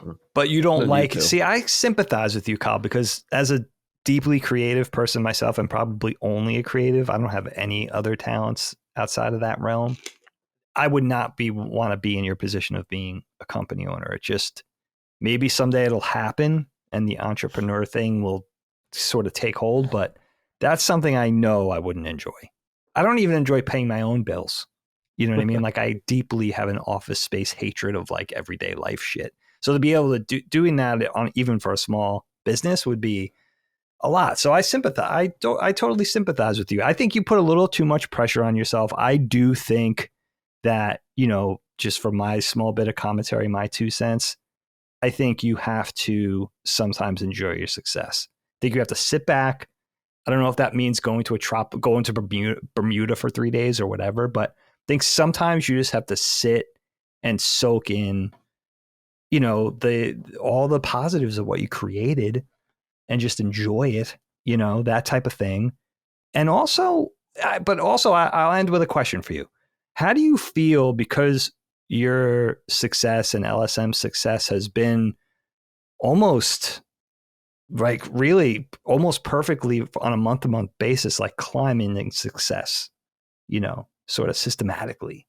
Yeah, do you it's nerve-wracking feel like having an anomaly month or going down a little bit on that bar graph is, do you take that with a grain of salt, or do you feel like, do you get the feeling of doom and gloom if you get a little drop?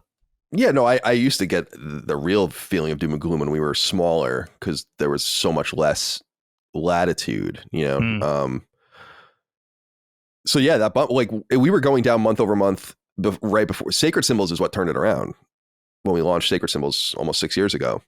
And then we kind of climbed, and I think Dustin and I have identified like what we think the different like major spikes were over. Like one of them was when we got disinvited from PAX. One of them was when The Last of Us Part 2 came out. Oh, sure. Like weird things like that. And when I was on Rogan, obviously was like the first big one. And so, yeah, that stresses me out. I think that's inevitable because I don't believe in like a grow always mentality. I just think it's deeply capitalistic, but I just think it's problematic from an economic standpoint. I don't know that we can internalize that so much. I think the important thing is, can we sustain ourselves? Like, can everyone be paid fairly and treated well? Because an important thing for me is not only the money, which I'm sure everyone would want more money. I would always want more money no matter what I made.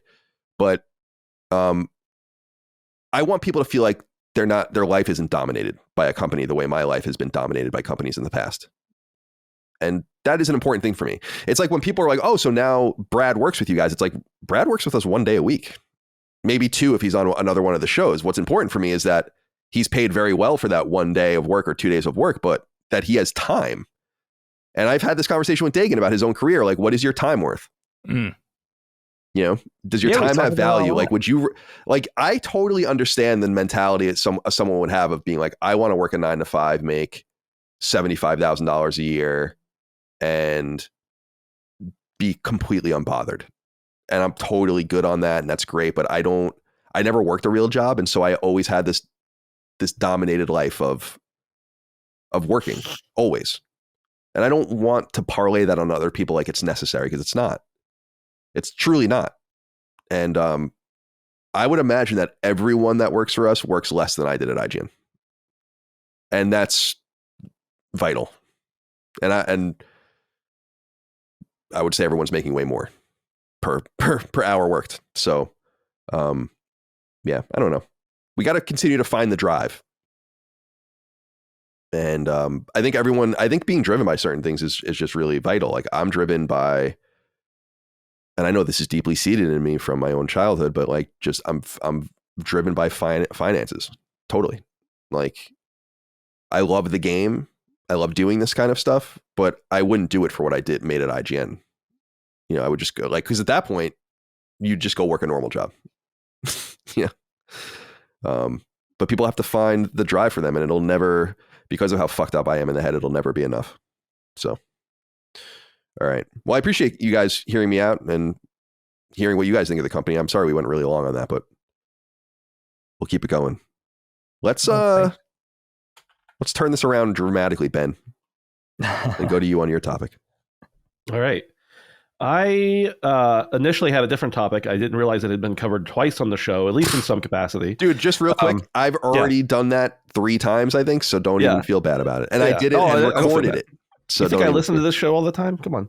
I'm not on it. Come on. I want to talk about stand-up comedy specifically. And I want to come at it from 2 different angles, because I think we all have different interests in it. And the first is just like, you know, what is your, and I guess this topic has kind of been discussed on the show, but in a different way. But I want to talk about stand-up comedy. You know, are you a fan? Have you, you know, what was your exposure? Do you remember the first time you realized, you know, what a stand-up comedian was, rather than just someone who was funny or an actor? And just talk about like some of your maybe favorite comedians, both older comedians, you know, from days gone by, as well as modern day comedians. And, you know, what is it that draws us to comedy? And then the other thing I want to talk about is your desire or lack of desire to actually do stand-up. And I know that we've had different amounts of interest between the 4 of us in this in the past. By some virtue, you know, people who are just on podcast have a little bit of comedy there, but it's much different as well, much different than stand-up. So I want to talk about that as well. And I guess just to start it off, I'll talk. I was just thinking about how I didn't really understand, or I mean, I'm sure I had seen stand-up comedians, but it was in a different era where we didn't have YouTube with, you know, them throwing shorts of a stand-up comedian, and you could just find them and then go find one of their specials or something and watch them. You know, whenever I was younger, you basically had to either rent a special at Blockbuster or something like that, that somebody had put out, and those were few and far between, especially for your favorite comedians. And then you really just had to watch those over and over and over and over again. There wasn't constantly new content. Now we have, you know, like I mentioned, YouTube Shorts, but we also have Netflix, who has like a whole comedy division, and they're constantly putting out specials. Some are better than others, of course, and some comedians make it or break it with those. And they get paid hefty amounts of money, way more money than any stand-up comedians have ever made in the past, I would venture to say. Yeah, like, I think Wanda Sykes or something said she made like $500,000, got a $500,000 offer to do like an hour. For one show? Yeah, and she's a pretty small comedian compared to the people that I'm sure are making millions on those. It's crazy. Yeah, crazy. Absolutely. Good for them. It's awesome. Yeah, for sure. And I think my first, you know, I think as a kid, I probably had listened to like, as a kid and even young adult, I listened to, just by virtue of who I was around, like some stand-up, some like Christian comedy stand-up comedians. And their comedy wasn't about Christianity necessarily. It was just that they were clean. So it was safe for me to listen to as a kid. And I remember hearing them and thinking some of them were funny. I remember hearing pretty young age Jeff Foxworthy. Man, I thought the redneck jokes were the funniest things in the world. And they still are if you take them as, you know, what they are, which is bad comedy. And then, you know, you move into the era. I think this was when stand-up comedy really started making like, oh, this is the thing people do, which, you know, off of Jeff Foxworthy, the Blue Collar Comedy Tour. I feel like that's when a lot of people were exposed, because it was everywhere, for better or for worse. Blue Collar Comedy Tour was everywhere. The get her done signs were all over the place. The literal "here's your sign" T-shirts were ubiquitous in my high school. Like, it was just, again, for better or for worse, that's when I really started being like knowledgeable of more stand-up.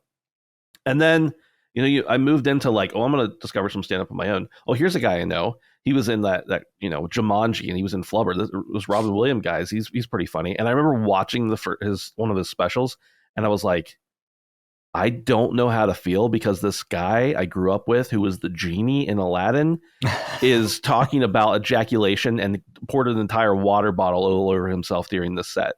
And so, like, then again, another mind shift from there and to moving on and seeing people who didn't really do stand up per se, but like, people who had great stage presence. I was exposed to a lot of that on Saturday Night Live with the all-time great Chris Farley, and you see Adam Sandler and stuff like that, and yeah, they've done different varying amounts of stand-up, but that's not what they were known for. So just being exposed to different kinds of comedy, and then moving into this new era of, you have comedians who entirely build their set. You used to go to a comedy club, you'd hear that comedian set, you never heard that exact set again. Maybe they replicate it to some extent, but now people are going into comedy clubs. They're getting a high production film crew to come in. They put that on YouTube, and they may have made $150 and 2 free drinks at the comedy club, but now they've made $300,000 and a couple million hits in their first day on YouTube, and then they blow up and they get a Netflix special. Like, that's not unheard of. So it's just I love stand up. I really have admired a lot of comedians throughout the years. There are plenty that I've just not clicked with, and I think that's just, everybody has a different brand of comedy. But I just wanted to talk about like your experiences with stand up, and then once we talk about that for a little bit, then we can talk about like, you ever want to do stand up? Because I do, and I have, but we'll get into that later. But cool. Dagan, let's go to you first. Dagan's done stand up. Dagan has done stand up. It was the cheapest, fakest Houston last year, right? 2023. It was almost as bad as filling up a 500 person venue with like family, like people that definitely not only know me, but like me and will be supportive, even if I just completely bomb up there. But that being said, it was super fun. I don't know if I've ever admitted this to anybody, especially in the podcast world, but I have a notebook for everything. But I do keep a notebook for stand up. And I write in it pretty regularly. Am I ever going to do stand-up again? I have no idea. But for some reason, I keep this notebook of ideas. Every time I get something, I jot it down in this custom notebook just for stand-up. How many pages do I have in here? What's the deal with broccoli? Is like kind of shit like that. And you know what, dude? I have a great admiration for it. I mean, I remember being a kid, a teenager in the 80s. I guess comedy was enjoying, I remember specifically, an upswing in popularity, maybe a little later in the 80s. It was on TV all the time. And I remember really tuning in and really loving it. And as you get a little older, you appreciate, okay, there's being funny in movies, and then there's being funny in TV. And then there's the people that you know in your life, like we talk about our Uncle Mike all the time, who are just authentically funny people. But there's just something different. There's something that hits different about being on stage by yourself in front of an audience with a microphone and having to be funny for 10 minutes or having to be funny for an hour and just kind of holding court on your own. That's a very specific skill set that speaks to me and I appreciate. And I think I don't really have a stage fright. Like I've said this before. I'm afraid of literally everything. Like, just name something, I'm probably afraid of it. Speaking publicly is not one of those things. I have no idea why. I think I just take a thing of like, all right, like if people hate me or if there's something on my face or if they don't think I'm funny, who cares? Like, you'll be out of this situation in 15 minutes. You tried, that type of thing, But there's something now about stand-up comedy that I realize I appreciate on another level. And that's the way comedy or stand-up comics have kind of crossed over into the podcasting world. Of course, we think of Joe Rogan. He has a pedigree of stand-up comedy, and then he has his rotating cast of comics that come on the show all the time. But also guys like Pete Holmes, Neil Brennan has a great podcast now. Daniel Tosh just started a podcast. So some of my favorite comedians doing, having a forum, like a conversational hour that they do weekly. And it's really more than their comedy. It's everything they embody just in themselves when they're good at it. Like that wit, the ideas, the charisma, the ability to kind of speak free and easy, that talent for conversation, lampooning life, and genuinely being funny on the fly. Like watching Daniel Tosh interview, his French friend that he surfs with, and being able to be funny with somebody who doesn't also do that for an hour is like Daniel Tosh's talent goes way beyond being able to stand on stage and write jokes. Like it's something about a relatability, personable, quickness. Being personable, what'd you say, Kyle? Quickness. Just quick people. The quick wit is something that that's what I always say about Chris, not to inflate Chris's ego, but that's what I love about Chris Ray Gun. It's like when it's a genuine thing that I don't even know if it's a talent. I think that's something that you're born with. You know what I mean? Where you're able to sort of think that fast and, just kind of tickle people's funny bone, just by being entertaining and having an idea on the fly and being able to sort of that translates from your head to your mouth. And then there's something so cool about that I love. It's sometimes I think like, all right, every time I see a stand-up comic, like now I think of somebody like Nate Bargatze, right? Super funny guy, love him. It's like, it's getting to the point now where you're like, all right, how long till this guy has a podcast? He's definitely going to have one. You know what I mean? Like every comedian that starting a podcast or some sort of vehicle outside of just standing on stage, or the old thing used to be doing a TV show. Mm-hmm. Now it's everybody's got to have a podcast because now they could have that platform. Again, it kind of speaks to what we were saying with Colin's topic about LSM. Everybody could do it on their own. But the podcasting has given me a new appreciation for the comedy where it's not just Bill Burr being on stage in front of thousands of people in Philadelphia and being extremely adversarial and hilarious and defying an entire city and being able to do that. It's Bill Burr could talk with his wife on a podcast every Monday morning and be genuinely hilarious. And you're like, oh yeah, I get why this guy's famous. I get why he's rich, right? He's just got that. He's got that thing that I really, there's something like being a stand-up comic would definitely be in my top 5 professions if I wasn't so old now. You know what I mean? It's like, I'm not going to start being I can't, I could go do open mics. That might be fun. And who knows, maybe I'll consider that. But you know what I mean? Like that's really a thing that I'm dialed into, but I appreciate the podcast now because now I could see these guys every week instead of waiting for their next, Netflix is a joke thing that they're going to do every 6 months. Dude, I mean, comedians are deep on the shield wall of the advancing destruction of news media. I mean, Joe Rogan is the most famous interviewer maybe ever now. This side of Howard Stern. I mean, like, is there a person more famous? Like, is there a person in the past that was more famous? Because we talk about Charlie Rose and stuff like that, product of Long Island. Dick Cavett. Right. But like those guys, I don't think had anywhere the reach that Rogan has. No. I mean, Stern, you think of Stern, you think of O&A. Right. But again, no, that's during the terrestrial era, especially O&A. Like O&A wasn't available to people outside of those areas. Like, and a lot of people only knew Stern from Howard TV and all that kind of stuff. So, right. Which was revolutionary. I mean, I knew someone that had Howard TV. I lived with him, Scott Bromley, who works at Disney now. And I was like, this is I didn't even know this existed. He had a subscription service like eons ago through cable. Yeah. So cool. But I love what you're saying just about comedy in the sense that these guys are the new the generalist entertainer, the generalist interviewer.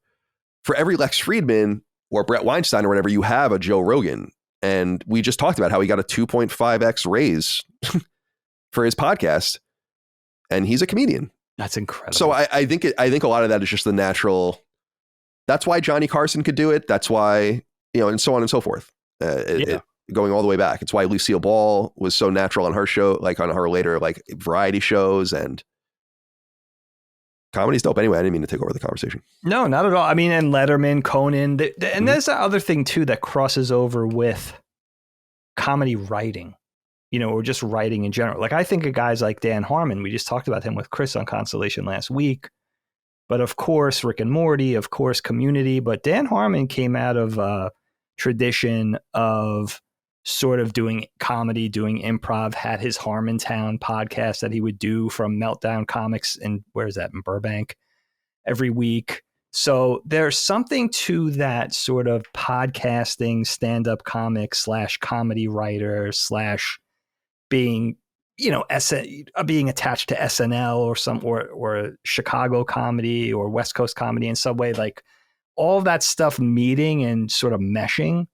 I'm fascinated with that whole world, because I think if I knew about it from a career standpoint earlier, it might have been something I would try to have pursued, at least on an off-camera capacity, like just writing for an award show or writing for a sketch show. I think that would be something that would be, I mean, can you imagine a cooler job than that? Yeah. Honestly. Dustin, we haven't heard from you in eons. Here I am, still here. Ben, to take it back, you mentioned about early, like how did you discover stand-up comedy? And stand-up was never something my parents really cared about at all. I think my dad always mentions watching Eddie Murphy's Raw when he was growing up, and I think that's kind of his extent into some of these like older, late 80s, early 90s comedy stuff. Because it's funny, he always talks about how he's like, yeah, it was rough growing up. Sometimes we didn't have money, and then he'll mention having HBO. And I was like, what's going on here? Like, he's like, that we had certain priorities. I was like, okay. Well, Dustin, just real quick to interrupt you, something that Dagan said about cable, and then that you said there too. I don't remember who it was now, but there was somebody I knew when I was like junior high, probably. And I remember going to their house, and they had this giant, you remember the old giant satellite dishes, like not the ones that just sit on the edge of your house. And I was like, what do you still have that thing for? He's like, oh, we still use it. I'm like, for what? He's like, well, I forget which one it was. He's like, there's this one channel. It's a stand-up comedy channel, and the only way we can get it is with that giant dish. And my dad's really into it. And I was like, oh, that's awesome. I didn't know that there was like it was like basically, Sirius XM, but for stand-up, and also for specials for video. So yeah, certain priorities for sure, to take up half your yard with a satellite dish for one channel. That's hardcore. I love it. Yeah. The first time I remember really taking an interest to a comedian and listening to a special, I looked it up. It wasn't 2004 when I listened to it. It was maybe 2006 or 7. It's Brian Regan. I Walked on the Moon, if you guys remember him. And it was sort of in the same boat as you, Ben, where I was actually introduced to Brian Regan by my youth pastor at the time. And not that it was like, Dustin, you can't listen to stand-up comedy from my parents, but this was my first exposure. He's like, hey, we can listen to this together. And holy shit, that special is totally ingrained in my mind. I remember all the jokes in it. I still recite parts of it to this day. I absolutely love it. But talking about the modern aspect of it, what's really interesting in this podcast space of comedians is what I've noticed. There are certain comedians that I like on podcasts, but I don't like their stand-up. And I mean, we've talked about Joe quite a bit. I don't think Joe's stand-up is that good. I agree. It's not bad. Agree. It's not cringe necessarily, but I'm also like, yeah, this is fine. And even on his own show, he is usually, when he has a group of comedians, I usually find him to be the least funny person. But I still love him and love that show and will listen all the time. And Colin, I noticed, I looked it up real quick. That new deal that he signed for $250 million does not include Spotify exclusivity anymore. Yeah, I saw that. He goes to, that's insane. Wow. So he could do what he wants. So he's making them some money. Yeah, they're probably just selling ads for him at this point. And I'm sure that they probably see more return on that than having him exclusive to the platform. Yeah, I think they said they're going to put whole shows on YouTube. I'm so glad it's going to be on YouTube because often I want to just sit and chill and listen to it. Yeah. And I would watch it, but it's on my phone. I have to cast it to my TV. It's a whole mess. So, Dustin, you should with Rogan, I would agree with you that I don't think his stuff is as funny as some others. But if you go back and listen to some of his old specials when he was still really small, like back in the news radio era, some of that stuff is it's dated, but it's better in my opinion. But I digress. Yeah. And now I think about too comedy. I'm kind of jumping all over the place here, but growing up too, the biggest comedian when I was a teenager was Dane Cook. Oh man. Yeah. And I remember listening to some of his stuff and not really being into it and feeling kind of out of the loop because so many of my friends and people at school loved Dane Cook and I never understood that. And now it's like he's been accused of stealing a bunch of jokes and stuff like that too. So I don't know all about that situation. Yeah, everyone really turned on him. He was like the biggest shit and then everyone hated him. Yeah. So my ex really liked him and we went and saw him once at like a small venue, and then we went and saw him once in a like a stadium setting, and I don't understand why people go to stadium shows for comedy. Like I don't get it. I watch the screen half the time. So but sorry. Yeah, it loses its I think comedy needs an intimacy. Yeah. Sure. In my opinion. Some sort of intimacy. Yeah. Yeah. So in terms of our own, like, would I ever do stand up? I've always considered that if I'm good, if I'm ever funny, I've only really felt funny in the edit. Especially when I was editing videos before, I was like, man, this is where I feel like I have comedic timing figured out more than anything else, and not necessarily on podcasts or talking normal. And I will say the Houston show somewhat sparked something within me that I don't know if it's like, oh, I want to do stand up, but what's really funny about our performances, and I'm not calling them stand up, but they are a performance and they are live and you are trying to be entertaining. So it's somewhat similar. The first show we did when we did the greatest games of all time, I took it really seriously. And I think I lost hard because of it. And it's not that it's really about winning, but I was thinking about how did Dark Souls get the lowest amount of votes? That doesn't make any sense. That's crazy. Maddie brought Toy Story and got more votes. That's insane. Forgot about that. And then I realized, like, well, Maddie was just simply way more entertaining than me. So when we went to Houston, I was like, dude, I want this to be the funniest presentation that I can possibly do. And I remember, I'll have to say, Holly will remember, which, by the way, I don't know if you guys know this, Holly listens to every episode of the show. Oh, I didn't know. Oh, no, that's horrifying. Hi, Holly. I know you're listening. She's probably, doing something. She'll be listening to this at some point. Not Sacred Symbols, though. No, not Sacred. Oh, good. No, just Constellation. And she loves listening to Constellation because she feels connected to. Does she know that she's known as Haley on Sacred Symbols? Yeah, she's not too keen on that. Really? Honestly. Well, she thinks it's funny, but she doesn't want it to be overblown where when we're at the event, everyone's going to call her Haley. Right, you know what I mean? Right. That's fair. Okay, that's. It's not that she doesn't. She can't take a joke. Yeah, she's stick in the mud. That's fine. Anyway, go ahead. So at Houston, where I remember I was like trying to do the parts that I thought were funny. And I was like, what do you think about the timing on this? Was this delivered the right way? What if I switch this? What if I add a school shooter joke in? Is that too far? Is that not far enough? Like how far do you go? Stuff like that. And so that really sparked something. I was like, man, that was really fun. And it's so interesting when you do that too. Like at Houston, there were certain jokes that I put in. I was like, this is going to nail it. And then it's nothing. And you're like, oh, okay, that didn't play out like I thought it would. That's okay. And then other parts where you really don't think it's that funny and it's a huge response.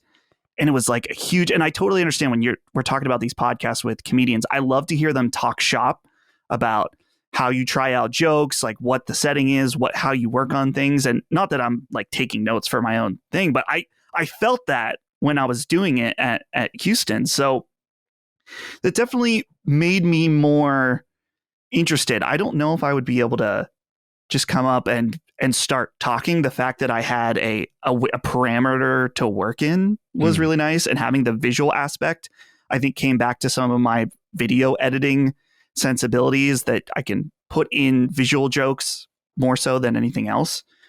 But I feel like stand-up in general is something that I wish I was more into, and I'm not, because when I do watch it, often I absolutely love it. Most recently, the comedian that I have loved the most, and I know this is going to be a common sentiment because he's blowing up right now, is Shane Gillis. Is so funny and hits exactly the type of humor for me, in that it's like, this maybe is pushing it a little far, but we all know that this is fine. You know what I mean? His most recent, he has one on Netflix, and he has one that he just put out for free on YouTube, like Ben was saying. And both of them are so incredibly good. I highly recommend them. And I like hearing his story too, just that he kind of like, he built himself up, had a huge opportunity, and he got canceled before he even started on SNL, and then now is like way bigger for it. And oh my God, yeah, fuck Saturday Night Live. Show sucks. He's so good.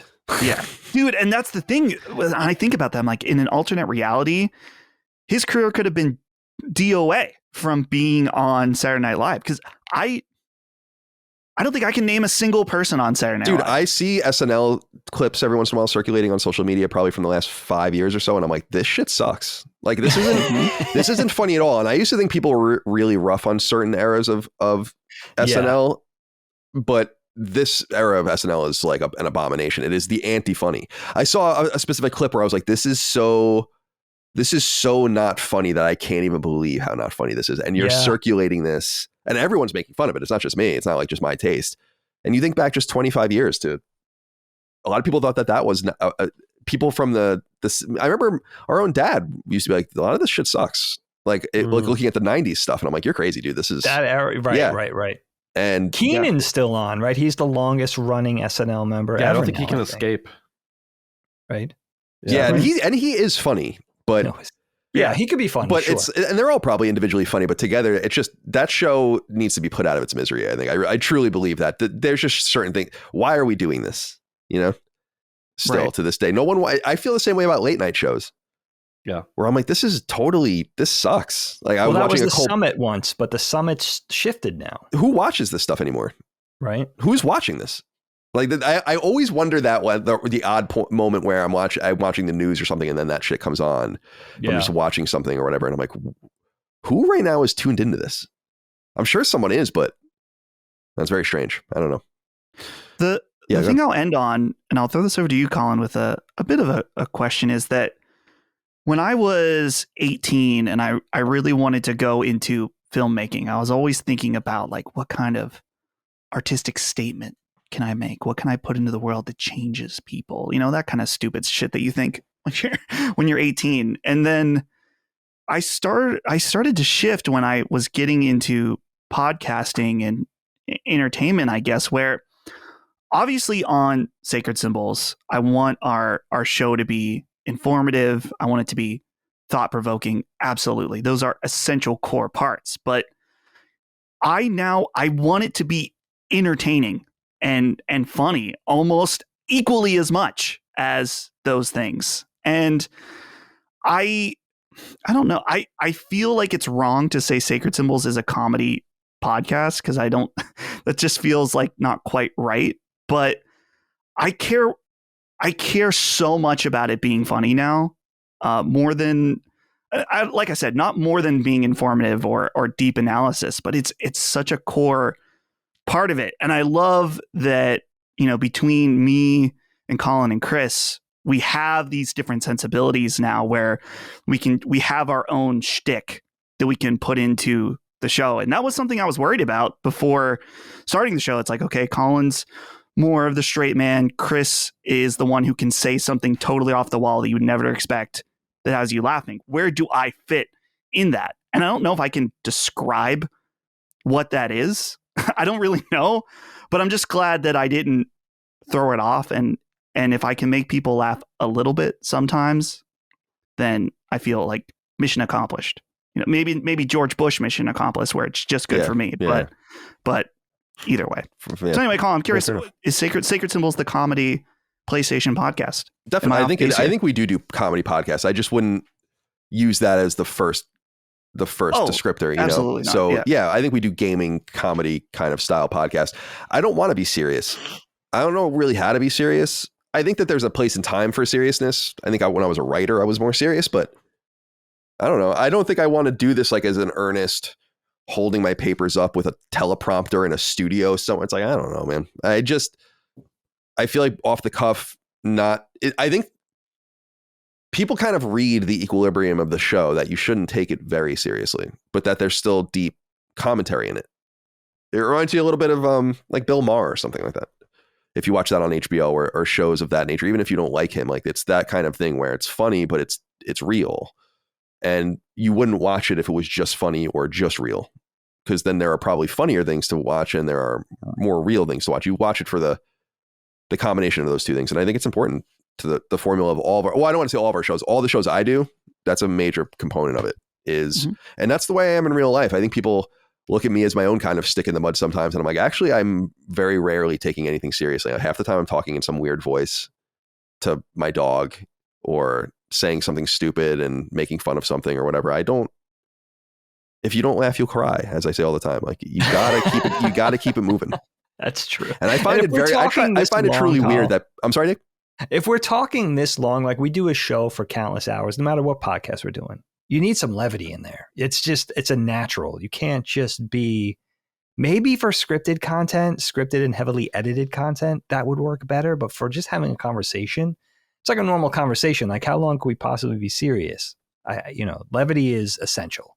Yeah, I can't, that's how I live my life. I can't believe that there are people there. I would say many people that really don't laugh, like are very stern and very serious. I think that's so strange.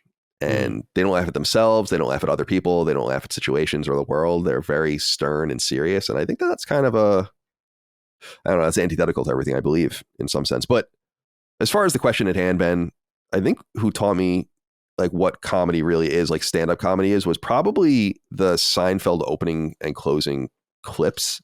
Because I was a kid watching that stuff when it was live, or not live, but on the air. And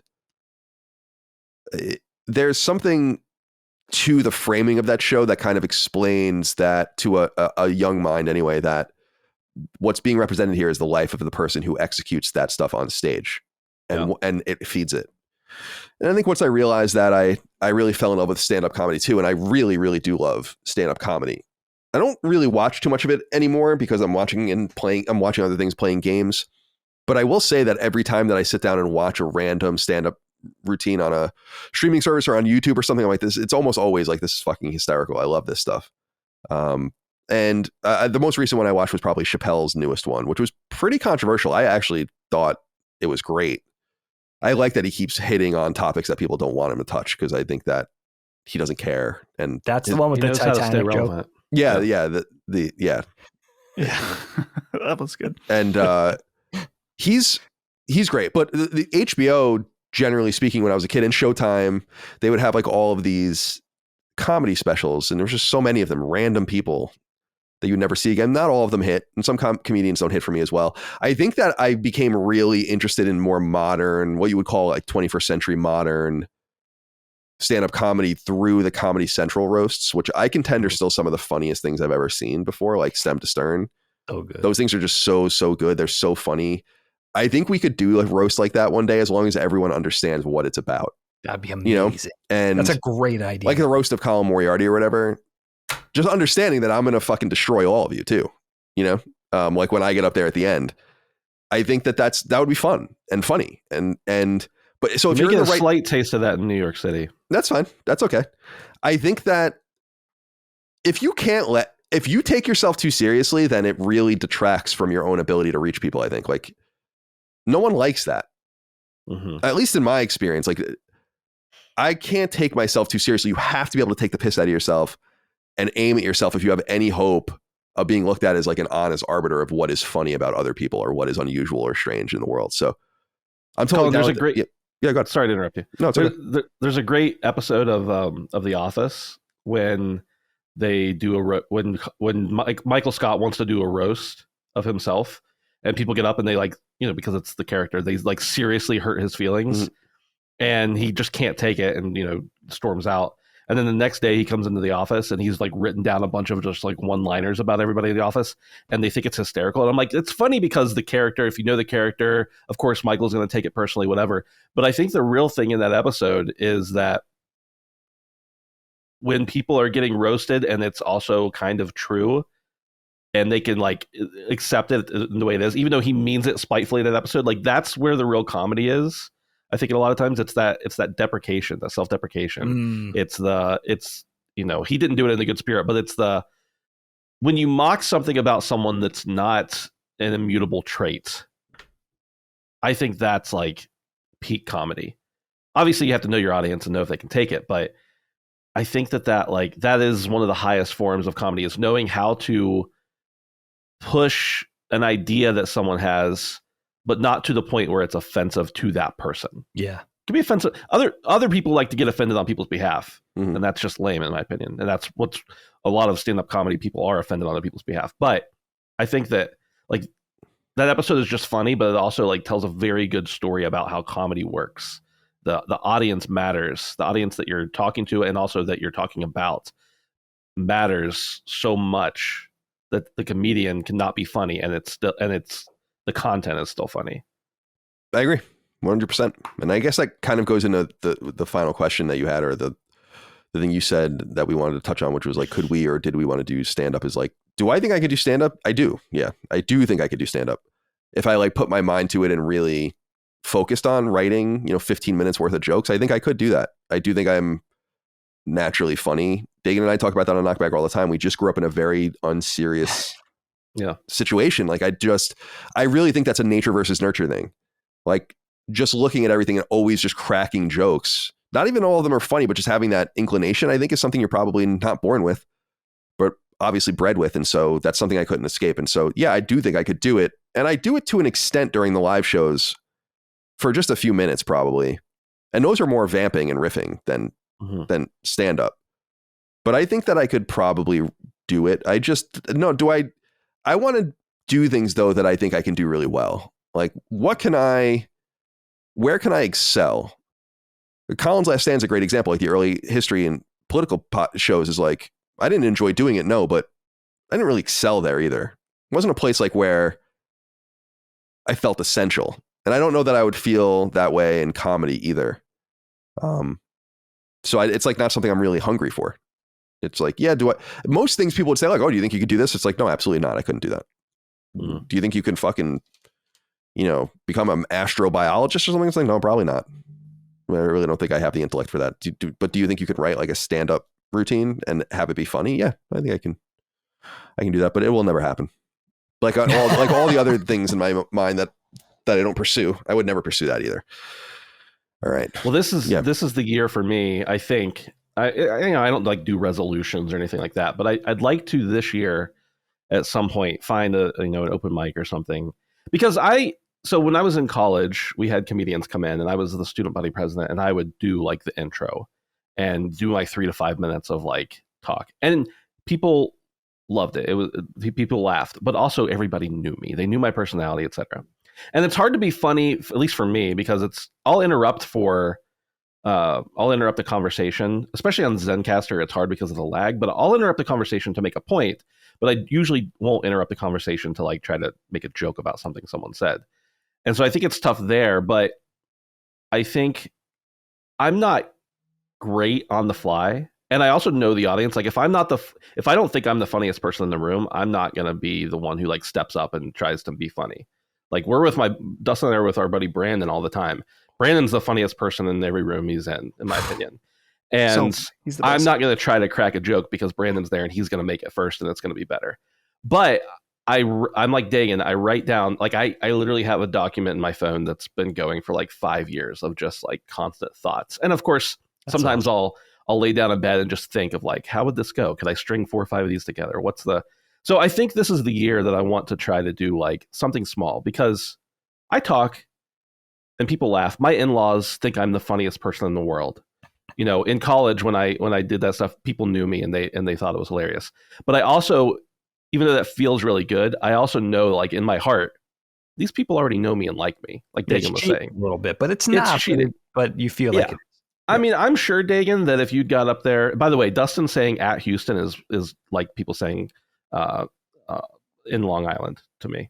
Interesting. It's the same thing. Versus at Houston on, yeah. But anyway, I agree. No, I agree with that. You know deeply in your heart that, like, catching strays here, they're probably gonna laugh because they like me, not because I was actually funny. So I think, yeah, that's great, and I like doing that stuff. But I also think I'd like to, sometime in 2024, I'd like to get out to an open mic for like a 3 to 5 minute set where nobody knows me and just see. I mean, obviously, jokes take years to perfect, and crowd work is not my thing. I'm much more of a writer execution than I am. I couldn't go in and improvise with a disruptive deal with hecklers and all that. Yeah, I mean, I could deal with them, but it wouldn't be funny when I dealt with them. So that is an art. The crowd work thing is an art. I'm much more of a prepared kind of, I think about things. I want to perfect them in that way, and I know that takes a long time, but yeah. All that to say, I guess my point there was that I think this year I want to try. I think I need to just say I'm going to do it. I think you're going to be good at it, dude. I honestly do. Ben, does this speak to you? I remember I was always this coward, especially in high school, where sometimes I was the class clown. Sometimes I wasn't. It depended on the room and who was in it. If I knew there was a funnier kid, and we went to school with a lot of funny people, like, just for some reason, like, that was just in the offing all the time. I went to school with, like, I can name like 10 kids in my graduating class that could have been stand-up comics. So if I was in a math class with decidedly unfunny people, I would be the class clown in there cutting jokes. Yeah. But if there were 2 or 3 guys that I knew were funnier than me, I'd be the quiet one. Yeah, knowing your place. The same, you kind of read the room. Yeah. Right? Yeah. Gotta know your place. Were you guys the same way in high school? Is that something that speaks to you? Yeah, for me, I don't remember high school. No, totally. No, that's an ability to read a social situation. Like, you got to kind of give it up to the people that are. It's like walking into a room, and there are musicians in there, and you pick up the guitar and start playing it. It's like, no, right? No, I don't think so. Yeah, we don't want to hear you play. It just sits there, or someone more talented than you will play it, but you're not the one who's gonna be. So I agree with you completely about the riffing of the jokes. Yeah, I do remember being that guy. I was like, all right, this is my chance. There's no one funny in here. These guys are all nerds. Mm-hmm. And then the funny girls too. Like, if there was a girl, I remember, I don't know what this was, but if there were, I did go to school with funny girls too, and they would make me laugh. And if there was a girl funny, like equally as funny in me in class, I would just defer to them. Like, I didn't want to lose to the comedian in the room. I was especially sensitive to that. And sometimes, it crossed over too, because sometimes I'm in class as a junior, I'm in class with seniors too. So they're a little older, they're a little smarter. They kind of got they got the politics down and what they could get away with and stuff like that. So you're kind of watching. It's so interesting how well you remember this, Eric, because to Ben's point, Ben's younger than me. And it's like, I remember it like yesterday. You just weren't drinking and doing enough drugs in high school, I don't think. I remember a lot of things about high school, but I don't remember myself. I remember other people. I remember girls, obviously. Mm-hmm. I remember, getting away with way more stuff than I should have been able to. I don't even remember all my teachers' names. Yeah. I don't even remember all the classes I took. Like, it's funny. There are teachers that I was like, 5th grade, 6th grade, even in middle school. I'm like, don't remember. Yeah. No. I didn't do any work. 6th grade, I have no idea. In high school, but I remember all the social aspects. Yeah. I didn't do anything for work. I barely graduated. That's probably why I remember everything. Yeah. That was the important part. Yeah, you were killing it back in the day. All right. My friends, let's get to our next topic. That has nothing to do with this. I just wanted to do it again. Let's see here. Where do we want to go from here? I'm looking. Dustin, let's go to you next. Okay. My next topic or my only topic, I guess, is I want to talk about the Lord of the Rings films. Now, in the email, I told you guys, I know you guys have covered the 3 films in terms of, story, and I'm sure you guys talked about production and stuff like that. But I was thinking the other day about how these 3 films, and then notice I said 3, are so, I think they're special on so many levels, in that I think about what they mean to me personally. And part of this topic is also just inspired by a conversation I had with Holly a week or two ago about how I feel sad for the movie industry in that I just don't know if it's ever gonna happen again, something like this. So backing up, I wanted to first talk about my experience with the Lord of the Rings films, in that when the first one came out, what was that, 2001? 2001. Right, because I remember when Two Towers was coming out, they considered changing the name because of 9/11, which is, I understand the sensitivity, but that also would have been heinous. I was a senior in high school, I remember. Yeah. So when the first one came out, I would have been in first grade, I think. Shit. Just a little boy. Just a little boy. And I didn't see the first one in theaters at all because I think primarily my parents were concerned that maybe certain parts would be too scary for me or too intense.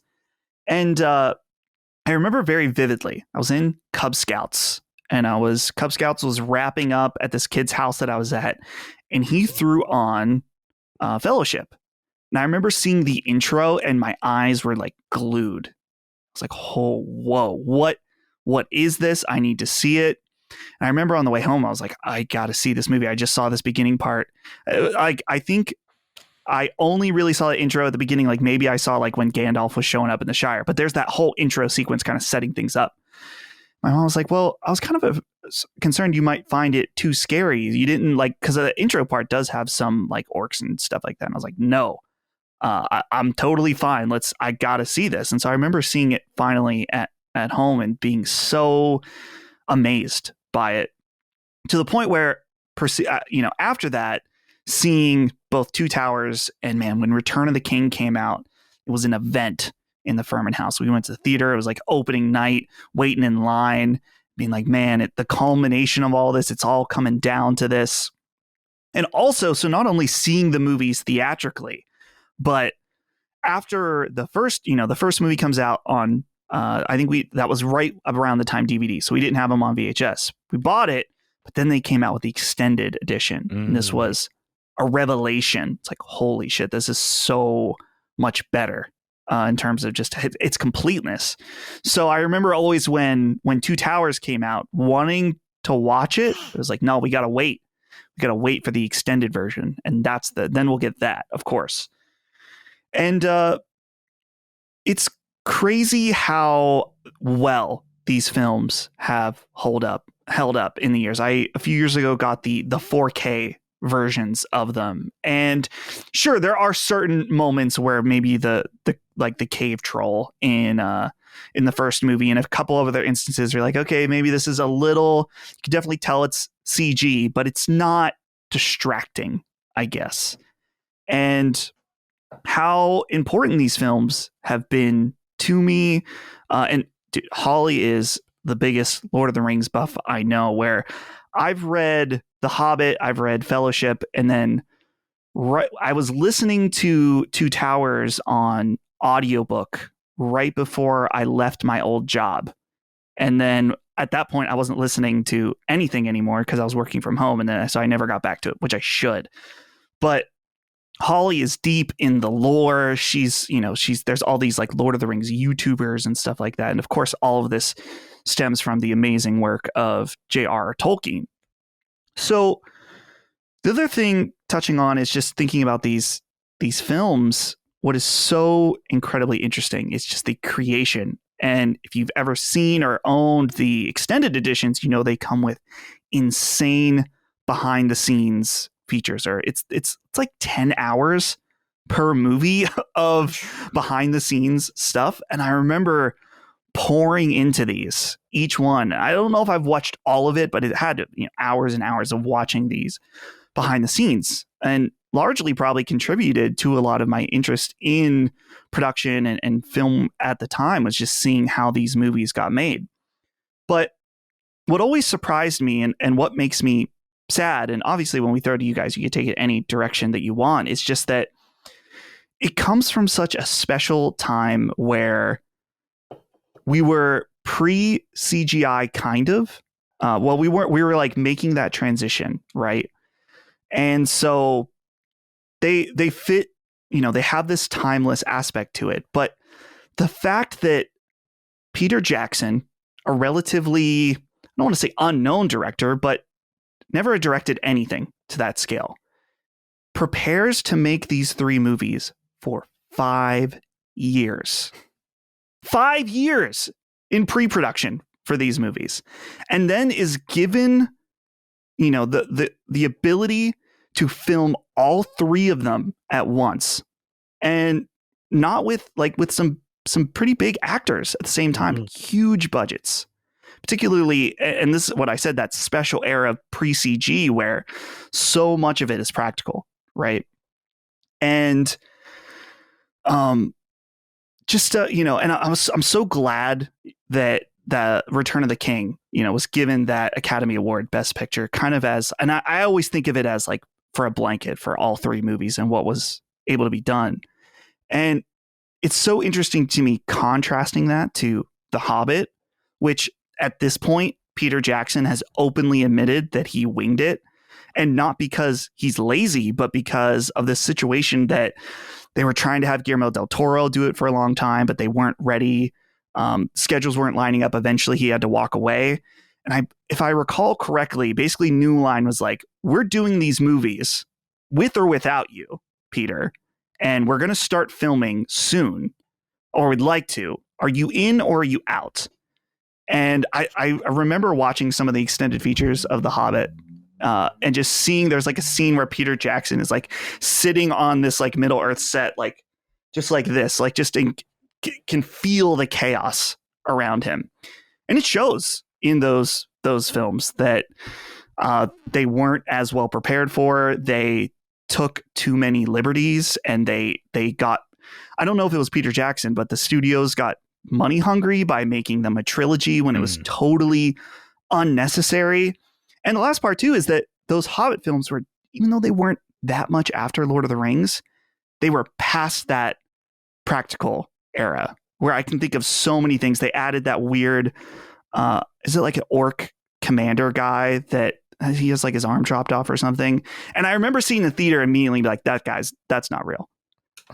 Like it's so much more obvious than those older films. And it brings me to movies today. And I think like, man, that was so special. And, the source material obviously takes it a long way, but it feels disappointing now that we've hit this kind of like factory stage of movies. And I know we shit on Marvel and Star Wars so much, so I'll refrain from doing that. But I really feel like it's truly special now to see a movie come out that has the budget, has the time, it has the creative vision behind it. In fact, the last movie in terms of a fantasy setting where I really felt like it had that, or at least a comparable level of quality, was Dune. And I'm so excited to see Dune Part 2. I'm way less familiar with the source material on that, but I'm just curious, throwing it to you guys, like what these movies mean to you, where you guys were, what they mean to you now. And I guess also just a reflection of how things have changed in film. And obviously right now film is not doing so hot in a lot of different ways. I know there's like a famous clip of Matt Damon talking about how truly the switch to not only streaming, but just digital in general, that so much of film was banked on. It's like, okay, well, you'll make a lot of it at the box office, but you're also going to make a lot on day one release on DVD. And that was factored into part of the creation of a lot of these movies. And now that second slice has been almost entirely removed, it's had to completely change what kind of movies we get. And in a lot of ways, I know there are these, boutique studios. Like I know, Dagan, you're a huge fan of A24. Oh, so man. Am I. I feel like they're kind of one of these last bastions of what can be done in this space, that it doesn't have to be, and some of their movies are these crazy, bombastic things, but also just like these smaller projects that can be more creative. So anyone really, I don't know who to go to first. Ben, why don't we go to you? Because I know you're a fellow lover of this IP and these films. When I was in, I think I've talked about this on this show before, but when I was in like 4th or 5th grade, for a long time, I read everything I could get my hands on. And I remember reading through pretty much our entire like elementary library. And it got to a point where my librarian was like, "Hey, here's," I don't remember if it was like $300 a month or whatever. I don't remember what the budget was, but he gave me some sort of number and told me that I could pick out books and order them because I had read so much of our library. He thought that I would know what the gaps were and what should be brought in. And I remember saying like, "Well, these books you're giving me, these like order catalogs you're giving me, it's just kid stuff. Like, why don't we have anything more adult?" And he's like, "You know what? You need to read Lord of the Rings." And I was like, "What's Lord of the Rings?" And this was probably late 90s for me. So by no means was I early on the Lord of the Rings train, but I definitely had never heard of it at that point. And he goes, "Well, we have them over at the high school. I'll go get them and bring them over for you. You can take them, and I know you'll be fine." Basically, they're a higher reading level is how he described them, which looking back, I don't know that they are. I think kids can read them too. And I remember reading them, and before I even finished the set, I had already decided I was going to read them again before I gave them back to him because there was really no time frame that he gave me. I didn't have like a normal checkout time because they were rented from another library. And I just remember falling so deeply in love with the entire world and the characters and everything. And I know that there were many things I didn't grasp and stuff like that, but just being able to like experience an entire, probably even entire genre, but definitely an entire world that I'd never even heard of. It's very rare now that you get to read a book or watch a movie where you don't know something about it ahead of time. And for me, Lord of the Rings, whether it was cluelessness or just my environment, I had never been exposed to the idea of it, and very little in the fantasy realm for that matter entirely. So when the movies were coming out, which was only a few short years later, and that was in the time when I didn't know what was coming, you didn't know what movies were being worked on or anything. At least I didn't because I was a kid.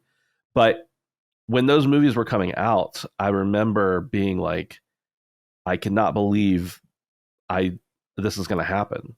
Like, it's crazy. And I had an older friend named Adam. All of my friends were at least like 4 to 5 years older than me, just because of between church events and just friends of friends and stuff like that. I had a lot of friends who were just a few years older than me, and he told me, he's like, we should go together and we'll get this big group. And we had a bunch of nerdy friends because remember, in the early 2000s, it wasn't cool yet to be into like fantasy dork shit. Like if you said you liked Game of Thrones in 2001, people were laughing at you, which didn't exist in viewable form, at least at that point, of course. And we went, and I remember just sitting in the theater on opening night and just being like amazed, just every part about it. Obviously, I'd read it 2 or 3 times by that point. And I remember thinking like there's some big differences, and I got real nerdy as a 7th grader. Tom Bombadil, dude. Yeah.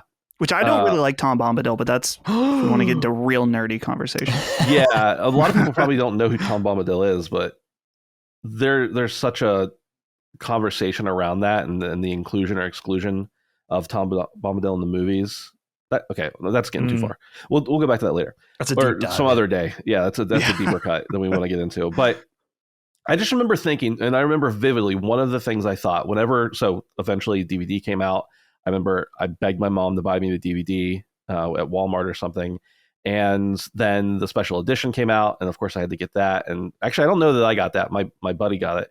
And we got together and we sat and watched it. And I remember watching all those behind the scenes stuff. And I just kept thinking like, wow, if this is where we are now, what are movies going to like? We've got so much more to gain in the future. And of course, that's never happened. I still think that Lord of the Rings is one of the, you could argue one way or another that's not the greatest movie series of all time, but it's hard to argue for me that it's not one of the best productions. Like you were saying, Dustin, with just the way that was set up and the way that it was filmed over time. And I just remember being so captivated by not only every moment of the movie, not only every moment of the special edition, but also like the production of it. And I don't know that I cared about production in any sense of the word at the time, but just because it was about that IP and about, the intricacies, it probably, again, like you, helped me care more about production and be interested in that.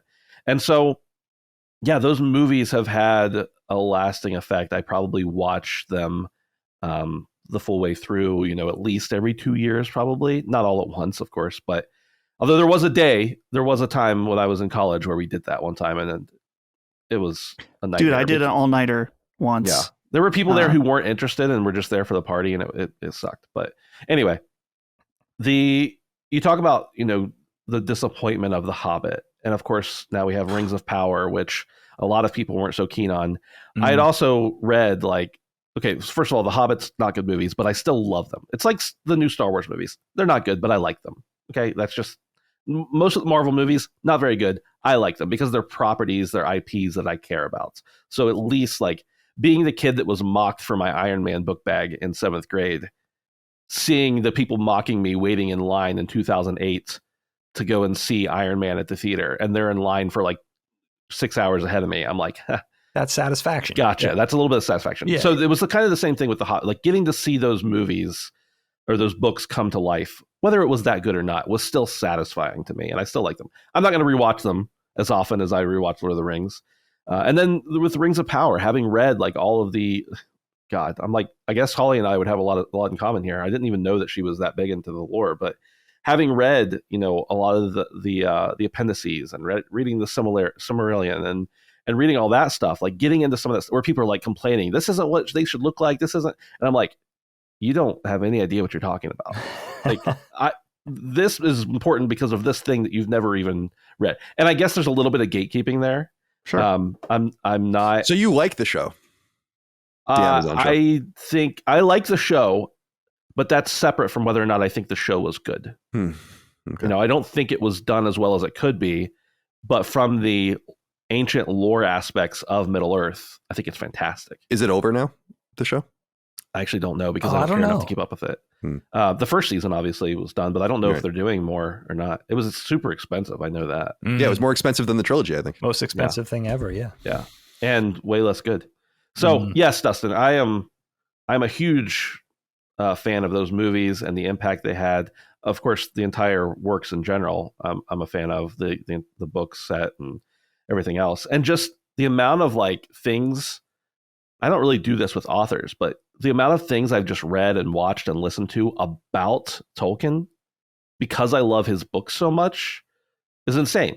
There's no other, I love other books and movies and stuff, but Tolkien, for whatever reason, the fact that he literally invented an entire language just so he could use a few pieces of it in his books, it's insane. It's wild to me. So yeah, I don't know that you can overstate the importance of those movies, at least for our collective age group.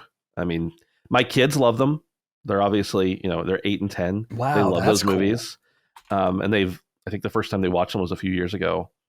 And they love them. Now, of course, they like them for many different reasons. They like them because, there's cool and there's monsters and there's good and bad and all that kind of stuff. But just the pure act of the feat of the filmmaking itself is as important as the story and the lore and the cultural impact, I think. So I don't know. I could ramble about Lord of the Rings all day.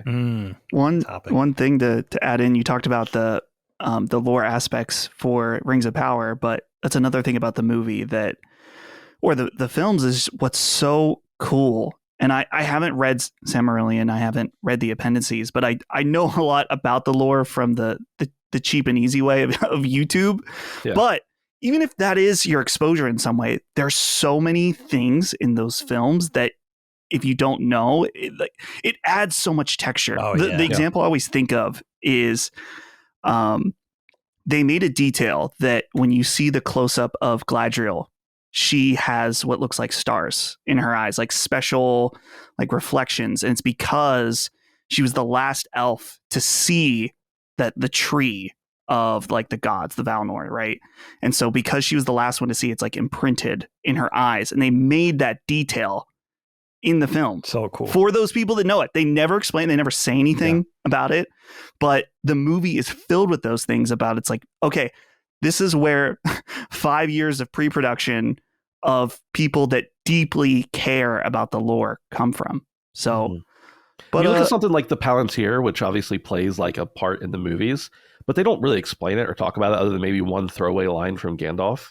And like, if you go into not only the books, but also the appendices and everything else, like there's so much there about just those objects that knowing that adds so much more to the situation that they find themselves in.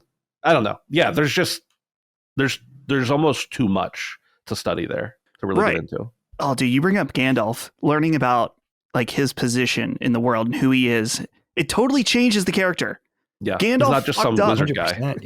Yeah, he fucked up, and I mean the other wizards too, like the blue wizards who just fucked off and went away. But like, the whole, I think there could be an argument that the entire trilogy, Gandalf feels like, man, some of this shit is my fault because I was sent here to take care of this, and I got lazy hanging out with hobbits and making fireworks, and now this problem that I was sent here for is directly affecting people I care about, and maybe it's not solely on me, but and certainly you can feel some of that sorrowness in his character. Yeah. Anyway, enough of the nerd shit. Well, not enough of it, but the deep stuff. Never Colin, enough. I know you love these films as well. I don't think I hold them in as high esteem as a lot of people do, in the sense that I love the books, and I haven't read the books in a long ass time, so I don't remember very much about them. And I think for Dagan, it'll be an important tether too, is that our dad is a massive Lord of the Rings mark and has been since he was young. So what's interesting about our father, and this might be like in the embryo of like how Dagan and I became nerds and why it was kind of accepted. Like when you think about like, where does that come from? Because our parents weren't really actively nerdy. It's like, well, they didn't really have especially our dad didn't really have a way to identify what he was into, but he loved this kind of fantasy shit. And The Lord of the Rings is probably his favorite IP ever. And so he's like really obsessive about it. I remember as a kid, before I read them and before the movies, this was in the 80s, I guess, he had like the box set. Our parents had like a dressing room and then a bathroom and like a walk-in closet off of it or whatever. And in the corner of it was a piece of furniture with the box set on it. And I remember just growing up, and these were just vaunted books my dad really liked. And so it was all kind of serendipitous when I think it was when the films were announced, because they were filmed in 99 and 2000. And at that point, everyone knew that they were going. And I think it was at that point that I became interested. I was in probably 10th grade, maybe, in like what was going on. And Dad had recommended that I read The Hobbit first, which he had like a paperback of, and I did. And I actually liked The Hobbit more than I liked The Lord of the Rings trilogy in a lot of ways. I think, and I remember The Hobbit much better in detail than I do The Lord of the Rings trilogy, just pound for pound, beat for beat. And The Lord of the Rings is seminal for our space because it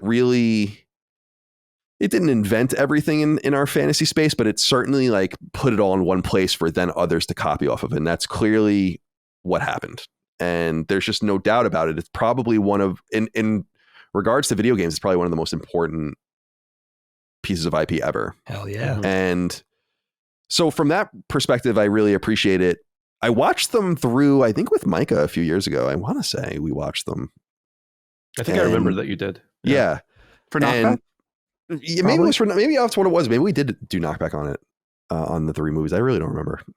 You did. And, I checked, we definitely did. I checked earlier, and I thought, well, you guys have talked about it, but I want to talk about it in a holistic way, I guess. Yeah, no, totally. No, that's totally fine. I mean, we haven't talked about it in years, but what I remember about the film, so we did rewatch them, and they are highly watchable. One thing I have to say is that pound for pound, is there a more memed, like minute per minute? So there's 11 and a half hours, I think, in the extended cuts together. Is there every 5 seconds? I'm like, that's a meme. That's a meme. That's a meme. That's a meme. Like it's so funny how this movie has been mined to death, and it's done out of respect, which is a unique sort of thing. It's not really done to lampoon it. Like no one's really making fun of it, which is interesting. So I like it from that perspective. And it's one of those rare movies that I remember vividly seeing, The Fellowship specifically, because I was a senior in high school and we all saw it together. I saw it with Dagan, our dad, our sister Allie, I think, was there. And I remember vividly, and I don't know if Dagan remembers this, but it's funny because there are every once in a while you find something funny or unusual or comical that you don't think anyone else will tune into in a film. And this is one of the examples where we were there opening night, because I think it was like Christmas or something like that, or around. Yep. And so we were one of the first showings. And I remember Dagan and I busting out laughing, literally laughing at and my arse, kind of thing. And that ended up being funny to everyone. But I remember at the time being like, and our dad daggers. Yo, yeah. How because like we were like kind of thing, and Dad wasn't having that. And it's funny because I had a similar moment with Dagan. I think it was the next spring when we saw Spider-Man 1 and thought that the bone saws ready thing was hysterical too.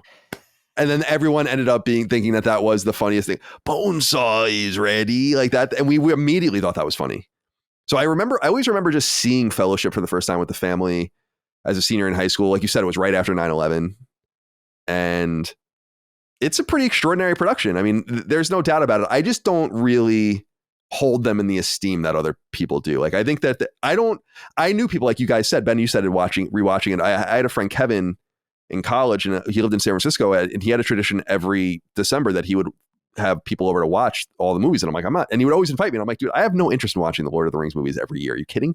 Like, I'm not that into them, but they're fun and they're worthwhile to watch. I never saw the Hobbit films, and I have no interest in seeing the Rings of Power. And I am not really a lore person. Our dad is. Again, like our dad is, and our sister Allie actually is a pretty deep Tolkien lore person, but with like you said, the Silmarillion and all of the rest, but I don't know any of that stuff. So it would be fun to go back and reread. I'd probably reread The Hobbit first before I reread the trilogy. But as far as the films are concerned, I mean, I just remember you said this, Dustin, how long we realized they actually were when the DVD extended cuts and stuff came out, and the Blu-rays and all of the rest. And it was like, holy Christ. And it is a sign of what, from a production standpoint, it's a sign of what planning and deliberate production does. And you see that with, again, not to shit on Star Wars, but with the new trilogy, it's like, it started out really good, but there was no plan. Like there was no love there. I love that they just did it all at once. And I know they filmed pickups and stuff, but that it was all basically done in a year and a couple months.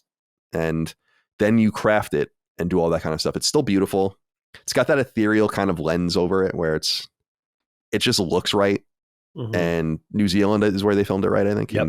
And I know that there's like really seminal places people go and visit, and a lot of the sets are still there. And I love some of the mistakes in the movies too. Like there's that funny shot of like a car in the background of one of the shots. Do you guys know what I'm talking about? No, there's like I never saw that. Yeah, there's like a shot of, I think it might be in the Shire. There's a shot of like a house, of this beautiful straw house, and then there's like literally a car, I think, either parked or driving by in the background. No way. I didn't see this. Shit like that. Did you find it, Dustin? I saw you look.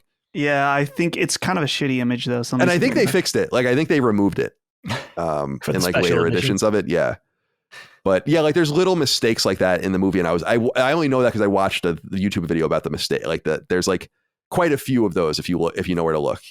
There's a funny clip I saw about when Gandalf is riding up to Isengard for the first time, and then he meets Saruman at the front, and it's totally in there. It's not a mistake per se, but there's like a chain link fence, almost not a chain, like, and think of an actual chain, like one of those ones. It's like, and it's just hanging there, and it makes Isengard look like a fucking public park. And it's like, what is this chain fence here? Don't get too close to the tower. It reminds me of the Gonk droid in A New Hope. That's just clearly a garbage pail. Love it. Like clearly a garbage pail with legs and arms that they put someone in. Yeah, love that shit. Love it. So yeah, shout out to Pete. I'm sorry. Go ahead. I was just gonna say I did look it up. Rings of Power season 2 is coming this year. It's coming. Okay. Yeah. Cool. It was done filming last year. Cool. Yeah, to each his own. I saw a lot of people complaining about racial stuff in it and stuff, and I'm like, I don't really have an opinion on this because I don't really know exactly what not exactly. I don't know anything about what the fuck they're even talking about, to be honest. So, but I am interested in Peter Jackson and like you said, Dustin, he kind of came out of nowhere with this, and was entrusted with a lot of money. I mean, hey, he did meet the Feebles first. Come on, guys. Give the guy some credit. That's true. But in being entrusted with $300 million, which is a pretty modest budget, for the 3 films, and then getting that level of performance out of everyone. Again, like you said, just the effects and the dialogue, what they chose to include and what they chose not to include. I remember, God, man, I gotta like really dig deep. There was something about the 2 towers, right? Where doesn't it end early or something like it. And then in Return of the King, there's something weird like where they let the way the books overlap with the movies and stuff like that. I remember. Yeah, things that happen in about the Two-Towered novel are moved to the last film, I think. Right. I remember that beginning of the vaguely, like last stuff film. like that. But Yeah. I don't know. I don't Something know it pound for pound like that anymore to know what's what. So yeah, I respect it. I love its memeability. It does hold up. It is a seminal work. There are other movies that are seminal to people, I think, from an earlier generation that are just not as good, like the Spider-Man trilogy, like the Tobey Maguire trilogy. These are actually authentically like renowned films. Sure. Yeah. And I didn't realize, I don't think, that Return of the King won Best Film. That's cool. So 2000, what was that? 2003? Yeah. Yeah. Interesting. Peter Jackson, his career is so interesting in that he did Lord of the Rings, then he did the King Kong film, which was, I've not seen it, but I know it's, decent, but it didn't light the world on fire. Then he did the Hobbit films, which weren't so hot in a lot of ways. And I think he knows that, which it sucks. I feel bad for him really about those films, because I feel like he was between a rock and a hard place where he couldn't let his baby go, but he wasn't able to do it the same way. Yeah. But now he kind of is just hanging out. Like he did, there's like a World War I documentary. Ben, I think we saw that together in theaters. We did, yeah. It was like one night only in theaters or something. Yeah, and it was awesome. He then recut and did the Get Back films on Disney Plus, which those are really good too. That's right. Those were good.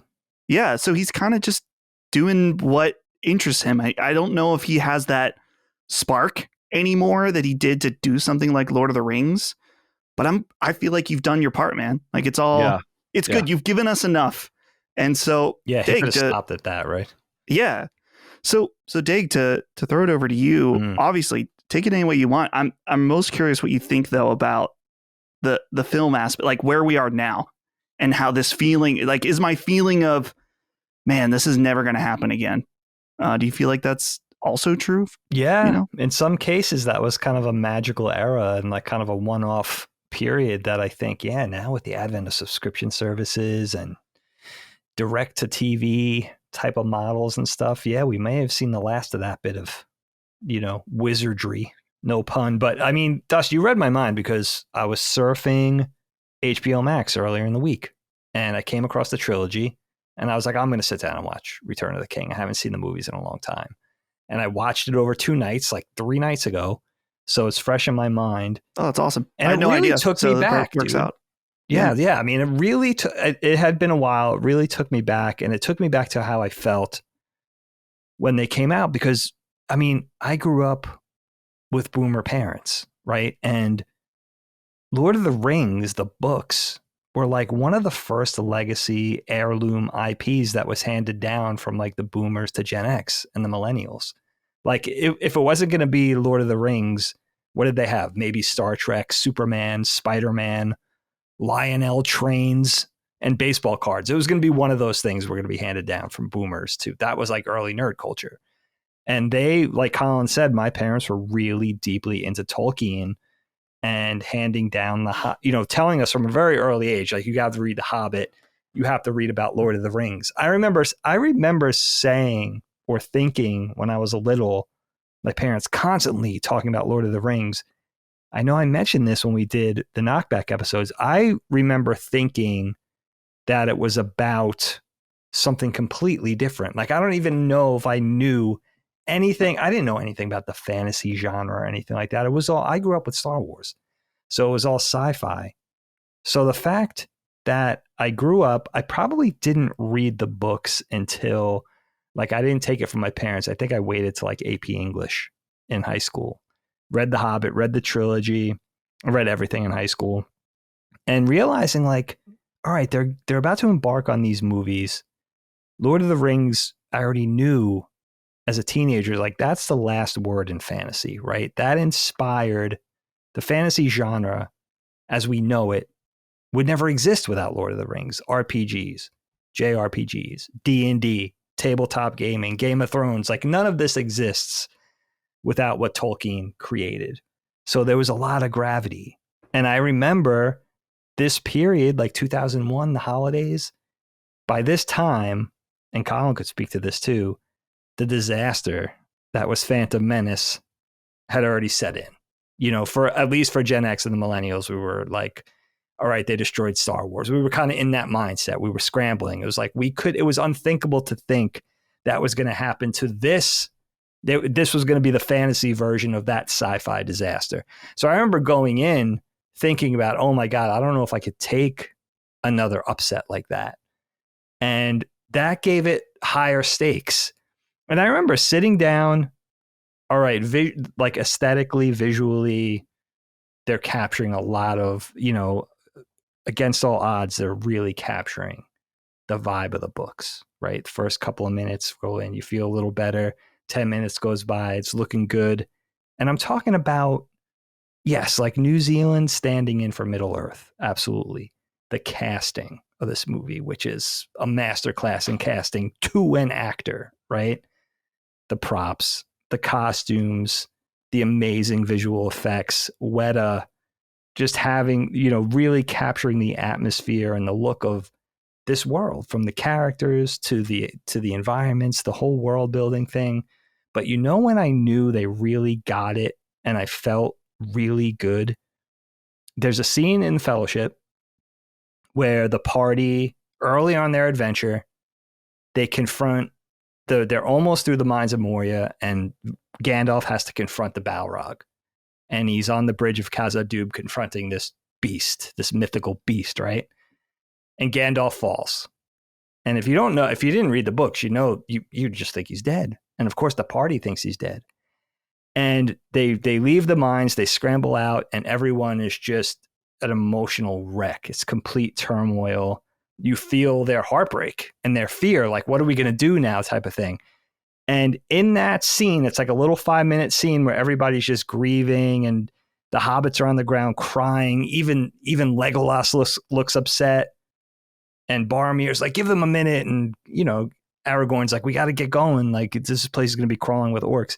They captured the emotional impact of the books and didn't overlook how it would feel to be just capturing that sense of good versus evil. They're on this quest that's really beyond them, right? The sense of fear, the sense of scale, the fact that they need to sort of summon a courage that would be impossible, you know, to undertake this impossible mission, and how it just felt so frightening, and how like their hearts were sunk.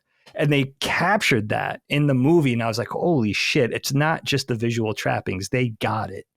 And from that moment on, it's almost 1-for-1 for me, of like, I don't know. It's not 1-for-1, but it's the best that we've ever seen fiction in another form captured in another way. Like they went from page to screen as perfectly as I think they could have ever done it in every way. And that it included what I think is so important in capturing the characters, the relationships, and the emotion of the story, of like just undertaking a quest that's impossible to save the world, and how that would feel to this little incidental creature that just wants to hang out and just be kind of like off on its own.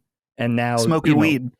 You know, so they just want to. The hobbits want to smoke weed, drink, hang out. They really got it down over there in the the Shire. They got it. It's like, wow, they really got it. They didn't leave that out, you know, especially in this era where it was all about the visual effects and how are we going to make this tree talk and walk across the land, and how are we going to do this, orchestrate this massive battle. And, you know, they kind of went in for what was really important, like the core.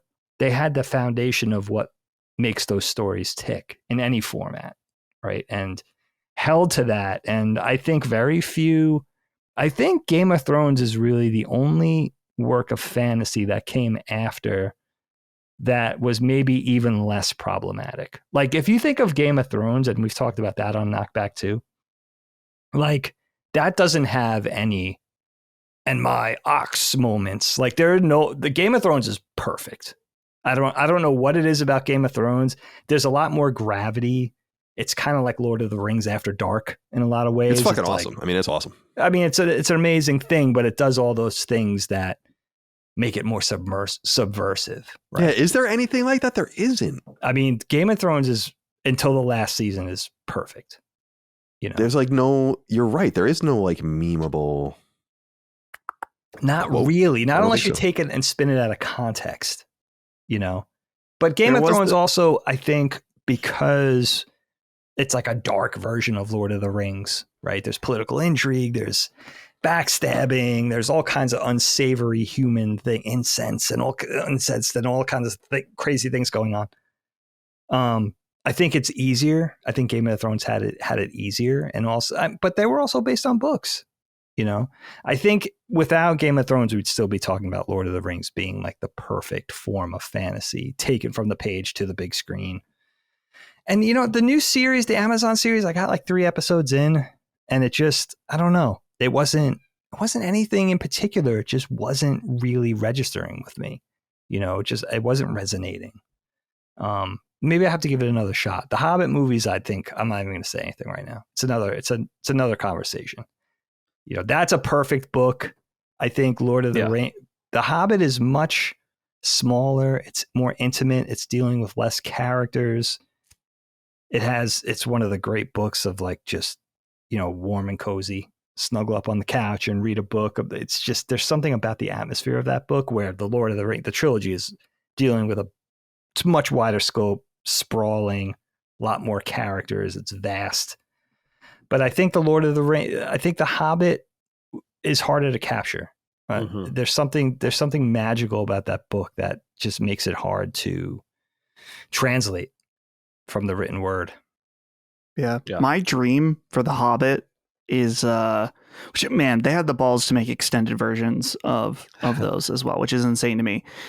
Fans have gone and taken the 3 films and cut them into one 3-hour thing. And I think that's awesome. I'd love to watch one someday, but there's been enough time now that, like, Peter, go back and make the single film cut. The Jackson cut. The Jackson cut of The Hobbit, that you can get rid of the weird dwarf love story in there. You can cut out Legolas from it, all this weird fan service stuff. Cut that out and make it pure. You know, there's been enough time. Who plays young Bilbo? In the Hobbit? What? Legolas in The Hobbit, you said? He is. He's in there. In the movies. Oh. Yeah. How? Who plays young Bilbo? Who's the actor? Martin Freeman, right? Yeah. He it's a shame because he's amazing. And he's amazing as Bilbo. Amazing in that part. Yeah. Yeah, it's so disappointing. And I wonder now, like, that's what I'm saying. Like, now there's been enough time. People that have settled on the movies, they're no longer actively upset about it. What a way to go and redeem it. Maybe that's not possible. I don't know. I'm not a film editor to that degree anyway. So maybe it's an impossible ask, but you're right. There are some things about those films that I'm like, man, they nailed it, but they went. I think there was a conversation. I'm trying to remember if this is even true or not. I'll have to do the research, but apparently during production, they were talking about figuring out how to get young Aragorn in the film. It's like, you don't need those crossovers. No. You just don't need it. So, it's symptomatic, like, of now, like how it was like the early stage of Marvelitis, where it's like, oh, everything. Oh, I know that guy. I love it because I know it, and he's in this thing now. It's like, no, it's already Lord of the Rings. Isn't that enough for you? Have you guys ever seen the 70s Rankin and Bass animated Hobbit? It's very good. Yeah, and I've seen it. It's on. You have seen it, Ben? Yeah, it's on HBO too. They must have the rights to everything at this point. Although the Bakshi animated Lord of the Rings movies aren't on there, but the Rankin and Bass Hobbit is. John Huston plays Gandalf, and it is. I mean, I know Ian McKellen is Gandalf, but John Huston voicing Gandalf is pretty cool. Mm-hmm. It's pretty great. So just on that alone, the voice acting's awesome and has a very cool aesthetic that I think they tried to capture. It was done in a Japanese studio. I forget which one. Wasn't it the same studio that did like Last Unicorn? Yes. Dude, my mom, I just watched that for the first time, and 2 decades or more with So my mom. good. My mom loves that movie. It's like So one of her good. favorite movies ever. Yeah, she's my generation.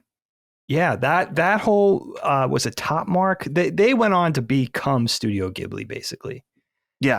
Or at least a large chunk of that broke off to become Studio Ghibli. But that animated Hobbit movie is really cool at capturing the spirit of the book. Like the movie, like the Peter Jackson movies don't. Oddly, because a shoestring budget, probably done in 6 months, something like that, you know. Yeah. Interesting. Dustin, are you satisfied? Oh, I'm beyond satisfied, baby. That was fun. All right, Dig. Let's end with you. All right. Time for you to talk about your topic. There he is. I hear the music. The playing. audio You can't listeners have see that no. without They're like, hearing "What is Colin whipping his dick out?" You know, like, every time I go onto a new person, I just take out my huge dick, whip it Blue around ball? a little bit. Your blue ball. All right, my friend. Let's hear from you. All right, I wanted to talk to you about ghosting, getting ghosted. Perhaps you were the one giving the ghosting. The ghosty, the ghoster. The ghosty or the ghoster or the ghosty, however you want to take it. I had this topic on my list for quite a while, but I had to hold out because I wasn't sure if I was getting ghosted. It's for sure I got ghosted now, so it's safe to tackle this. Not only that, but in the interim, I think I'm in the process of getting ghosted a second time. I'll keep you guys posted. This is a particularly heartbreaking one. I'm going to tell you a story about how I got ghosted by a potential employer that put me through the paces of interviewing for literally hours on end and then dropped off the face of the planet. So when we talk about ghosting, for those of you who don't know, it's when somebody just disappears off the face of the planet, which is, by the way, maybe this was easy to do in the 80s, but how do you ghost somebody now with the advent of texting and email and everybody's got a phone? Got to leave them on read. It's not easy, dude. If you got to really ghost with conviction now, because it's tough. It's probably tough. I never ghosted anybody, but I've been ghosted 1.5 times.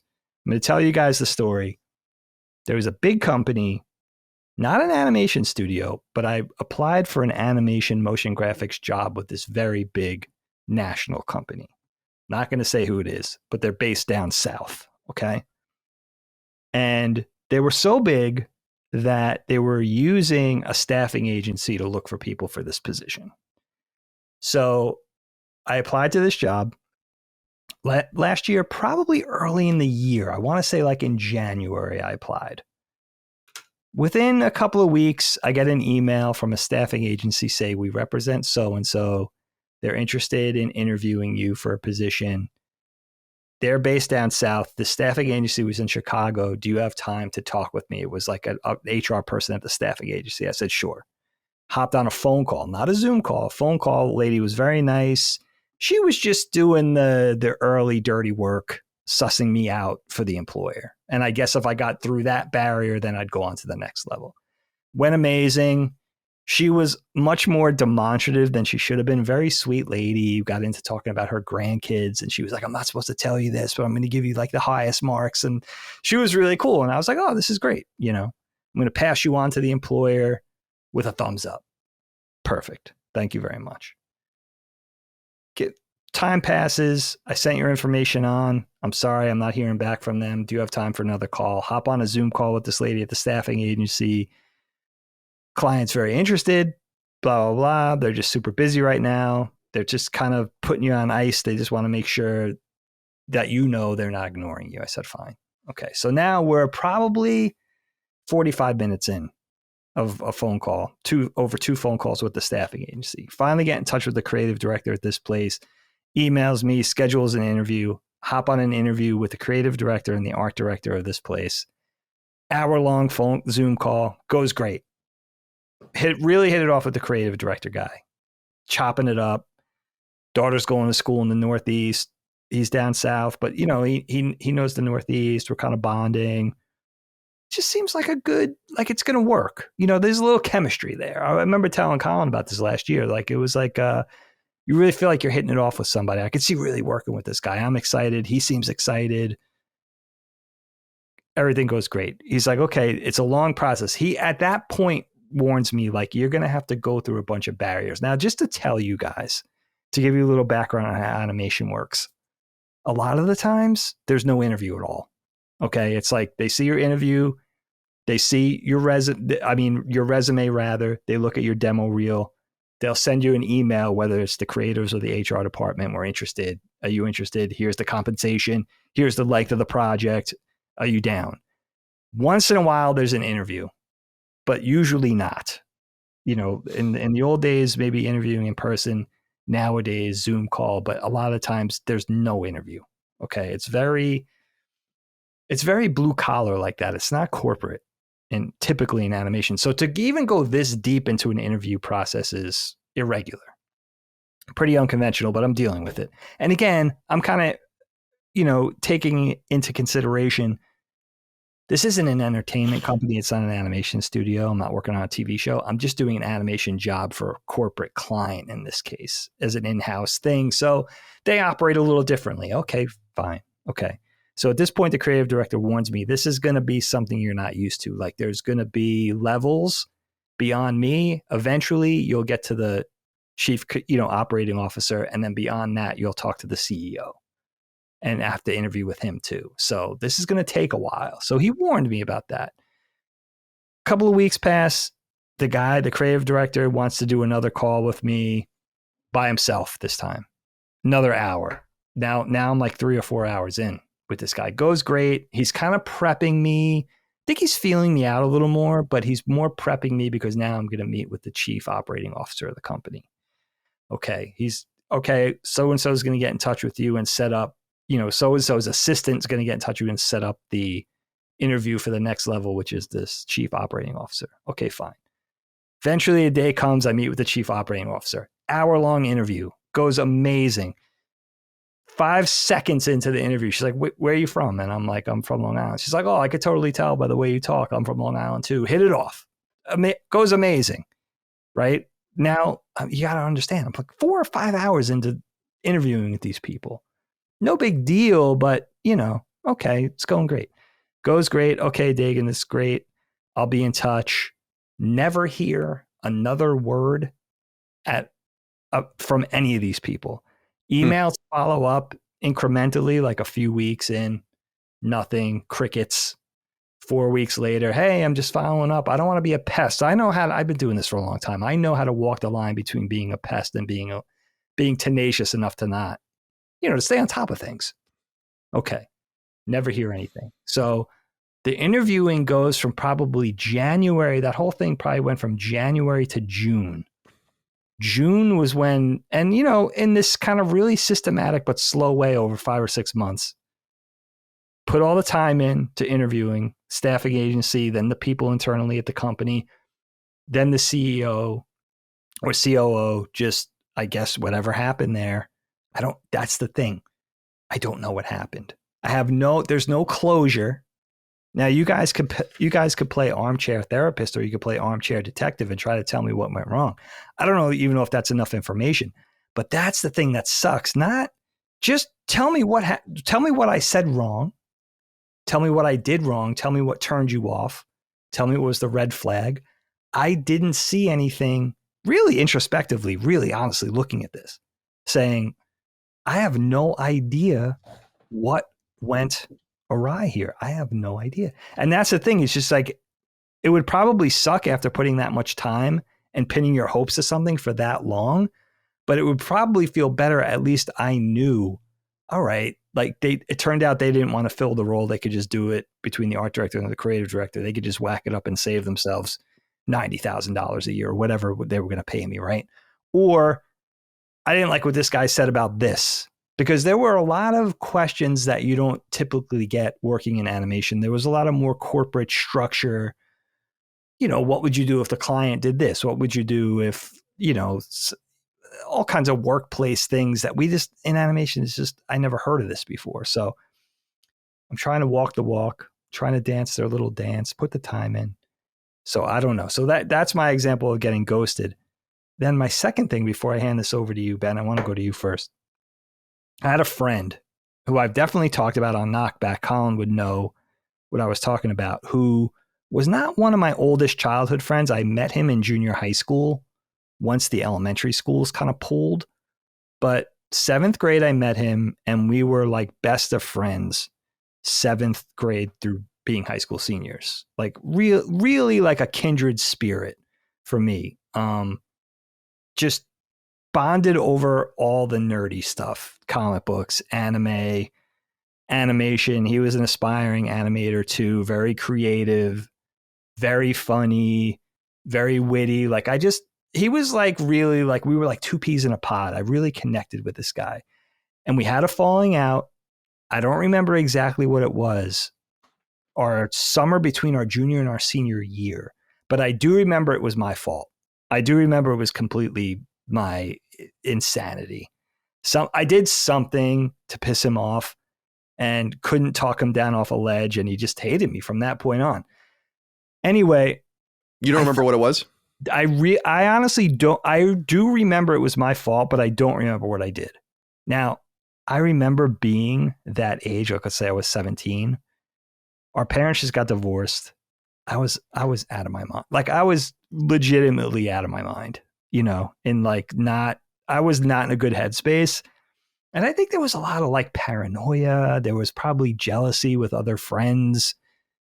We became like a friend group that sort of intertwined some of his friends that he brought into the equation and some of the guys I grew up with.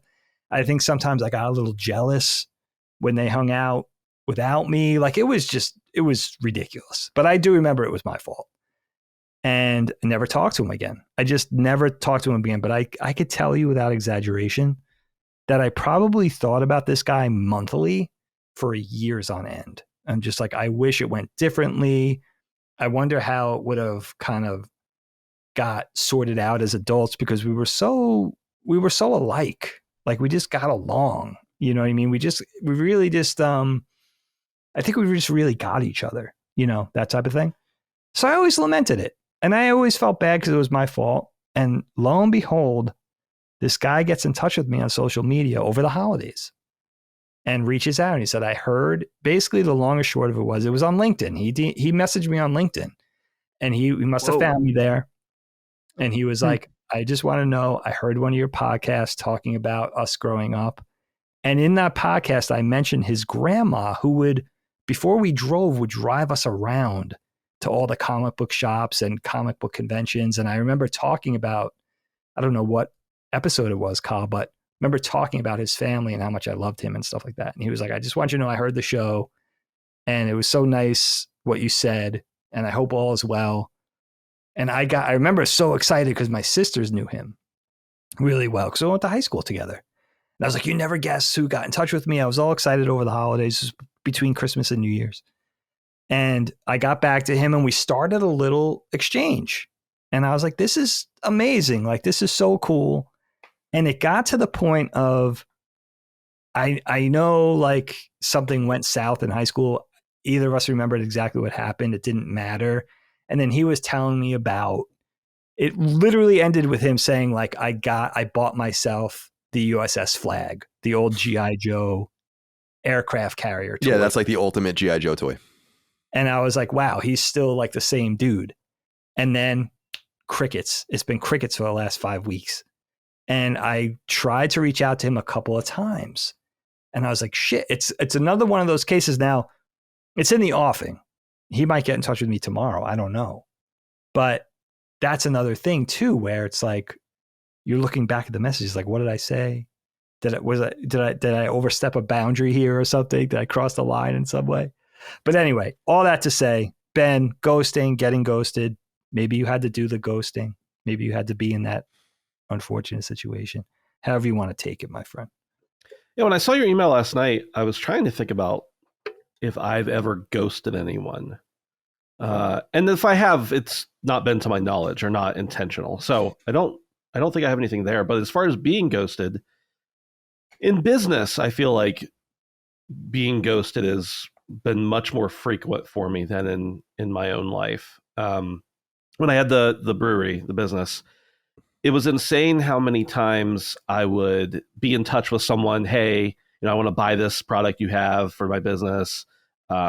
would even potentially look at a contract, long-term money for you, long-term product for me, whatever. And you have this great back and forth. And then it comes time to like sign the agreement and they just disappear. It's like so weird. And this is common in with industry. It seems like with suppliers, it's like, I am trying to give you money for a thing you claim you want to sell me, and then you just disappear. It's also happened to me 3 times when planning our live events, when looking for venues. Have a great conversation, initial conversation, start working on some of the numbers, get back to them on dates. Sure. They talk to me, we get through it, and then it's like, okay, I think we're ready to do this. Nothing. And this is, and it's the worst part is it's always like my first choice of a venue that I think we would do well at. I have within the last year, starting about a year and 2 months ago, and I don't want anybody to say, because I know Colin and Dustin know who this is. I don't want you to say it, but I got a tip about applying for a job, and I wasn't looking for something like full time necessarily. Although if it was full time and it met the right requirements, I think Colin has encouraged me to do so. But yeah, I mean, with this particular opportunity, you'd be stupid. Yeah. But I was just exploring, could this be a 10, 20 hour a week kind of thing? But so I applied for the job. Maybe a week later, I got a follow-up email from the individual, which I was surprised it seemed to be from the actual individual. They're pretty high profile. And they said, hey, that was awesome. Let's get together and talk. Okay. So it got together. It ended up being like over messages because they're very busy, I guess. I don't know. And we talked and they said, great, Phil, do this thing for me. It was doing a piece of work that I would have been doing for them, and get back to me. And it wasn't like a real product. It was like a sample of a product. And I said, okay. And so they said, I did that and returned it. And on Christmas Day of not this past Christmas, but the Christmas before, they responded and said, looks great. We'll be in touch soon. And then nothing for months and months and months and months and months. And this person was fulfilling a number of roles, probably 10 or 12 different roles. And they have them posted on their website. They say the last time the site was updated, they say like, this position's been filled, this one's still actively seeking, whatever. And the position I had talked to about and another position I had expressed interest in, both still say like actively seeking. Now, the weird part is I got a follow-up email almost a year to the date from our last correspondence that said like, hey, sorry, just got bogged down, still planning on doing this. Keep you in the loop or something like that. Okay. And it seemed like it was a personal message, not like a blanket one out to all applicants or something. And so I've probably 3 times, because I get how it is being a public facing personality. I didn't want to be too pushy or aggressive, but on a couple instances, I have reached out to them. And I mean like 3 probably instances. I've reached out to them and been like, hey, what's going on, whatever, and got nothing. And then I got this email out of the blue, not as a response to my follow-up messages, but as a response to our earlier conversation. Okay. Like, hey, still looking at this. And that's been like, almost 2 months ago now. So it's not a complete ghosting, but it is a weird one where it's like things seem to be going well. And then just, it's not that they haven't decided to fill the roles. It's just, so it's not like something I'm banking my life on. It is a cool opportunity if it were to arise. And Colin has actually threatened me that if I don't take it, if I'm offered it, that I'll be fired anyway. No, he hasn't actually done that. But no, I just told you, knowing what it is, that I was like, you would be insane. Yeah. To work with us when you can work with us. Right. So it's not it's not like a, I don't have any idea on the hours or the money or anything like that. It's just an individual who I like, that I would be interested in working with in some capacity. So it's kind of a ghosting, not quite. Let me interrupt you here for a second. Mm-hmm. Are you like me though? Should you look at it this way of like, maybe it's kind of working out in our favor? Because if this company, from my situation, got in touch with me tomorrow, would I really want to work for this company? They just left me hanging for literally months. They're that thoughtless. Yeah, totally. Yeah. There's something to that. Yeah. Right. Yeah. I think that's true. I think in this specific instance, it's a little different because it's one individual who's just doing the work instead of, because it's like Colin was talking about earlier with running Last Stand.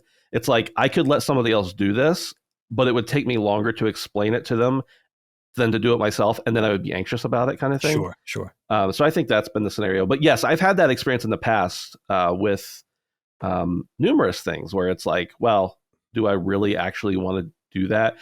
With I've talked about this with Colin before. With Last Stand, I had certain people, because I was running like a small podcast and gaming website and stuff, and it's like certain people just disappeared, and I was like, I didn't really want to work with them anyway if that's how they were going to react. Certainly.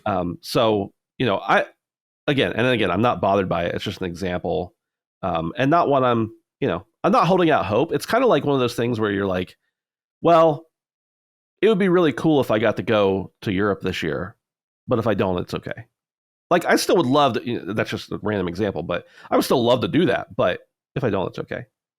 And I don't mean that was no sign towards future LSM shows. That was purely an example, by the way. But yeah, but I found the most prevalent thing is being ghosted by vendors who are asking you to give, they drive you crazy asking you for your money. You say, hey, I want to give you your money.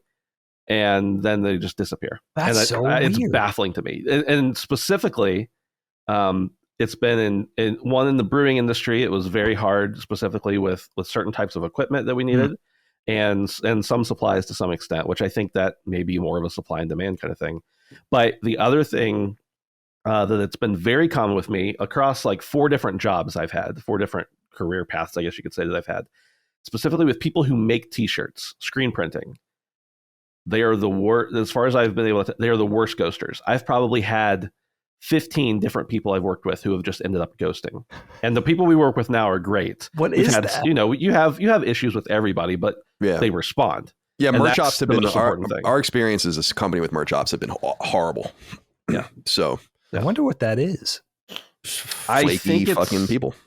It's flaky people, and it's also, I think I get a little bit of an inclination that it comes down sometimes to, well, I offered you this price, but these people are willing to pay more, or the prices increase and I don't have the guts to tell you that it's going to be more. Like, I think that's part of it. I also think it's just flaky people sometimes. And I've never been in a position where I was selling something and I was like, no, sorry, I have too much money already. Like, I've never been in that position before. Yeah. That's so, I mean, to me, it's like, how hard is it to send a 1-sentence email? It would literally take you 6 seconds to just say, look, we'll be in touch. Things are crazy. We'll be in touch. Yeah. It's a 1 sentence. It's a comma. You know what I mean? And that's the big thing about, it's a breakup that's completely just mysterious. Like, you don't know the reasons. There's no sense of closure. I think I'll always be haunted if I never hear from this company, which I'm not going to hear from this company. It's over. Something happened. I don't know if it was on my end. I don't know if it was on their end, but that lack of closure, that lack of just getting any sort of resolution of like, all right, where did we go wrong here? You ran out of money. I don't, what was it? Something I did, something I said? That's the hard part. At least when a girl breaks up with me in the past, right? I'm a teenager, girl breaks up with me. I know the reason. Sure. Yeah. So I don't know. What do you think, Dust? What do you think about all this? You, both you and Ben extremely humbled me in that I remember when I was interviewing at IGN in 2016, I looked because I remember in my mind, I'm like, that was a 3-month process and it was hell. Wow. No, it wasn't. It was, let's see, my first email was July 7th and the last email was August 3rd. So I remember feeling like, man, this sucks. I'm in limbo. What's going on here? It's like, oh no, that was just a month. I remember that period, and I remember you asking me, like, I was just talking about it as buddies, and I was like, dude, just be patient. You were like, but they haven't responded in like a week, and I'm like, yeah, it's fine. Yeah. So it wasn't fine, but yeah, it's funny to think back on stuff like that. But in terms of being ghosted, I can only really think of one big example in my life. From many years ago, one of my very best friends from about 6th grade to 9th grade, we spent a lot of time together. Weekends, staying over at the house. We were both into the same music, and so was my dad. We'd go to all the shows in Pittsburgh together. We were in a band together. really just, thick as thieves, the two of us. No, like we were the very best of friends. And I remember what was weird about this ghosting is that it didn't happen all at once. It was like I call him to hang out and he's busy. But then maybe the next time he does. But then maybe the next 2 times he doesn't. Or I'm at at a local show at a church and I call him like, dude, you got to come down. We're having a great time. And he's like, I don't feel like it. And then you just hear about it less and less. And I remember being it was weird because it was devastating and also not, in that we weren't changing as people, I don't think. I mean, you're growing up from the age of like I said, 6th grade to 9th or 10th grade, you do change a lot, but I felt like we had changed in a way that was similar. But I remember just being at a point like, man, this guy's basically out of my life now, and I don't really know why. And I think back about that and I'm like, well, why didn't I just say something? Why didn't I just ask him? For some of that closure, be like, hey, did something happen between us? You have a new group of friends now. Because I think it felt the most personal to me because he was my best friend, but he was all of our friends at the same time and just kind of moved away from all of us. And I don't want to make this too heavy because I don't want to make it sound like too more emotional than it is, but I connected with him. I would see him every once in a while after that. And I would say hi to him.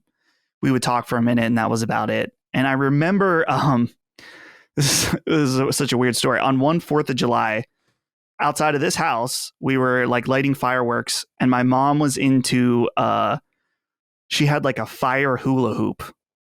And we were all trying out the fire hula hoop and it was super fun. And I remember he was walking by with because I think he lived a few blocks away and I was like, whoa. So we talked to each other and that was the last time I saw him because he ended up taking his own life after that shortly. Oh, no way. Yeah.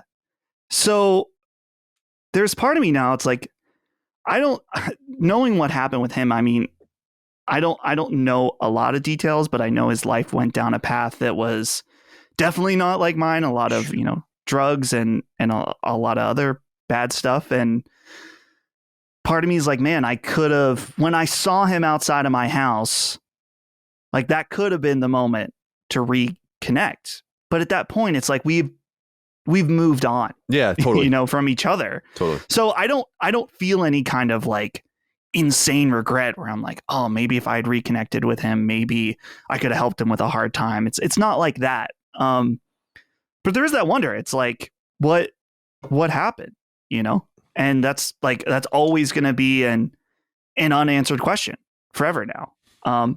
And so, yeah, like I said, it's not like this overly emotional thing. Obviously it's sad. And I think about the good times I had with him. I think I've mentioned him on shows before, but, so it's not like this thing that keeps me up at night, but there is some regret there.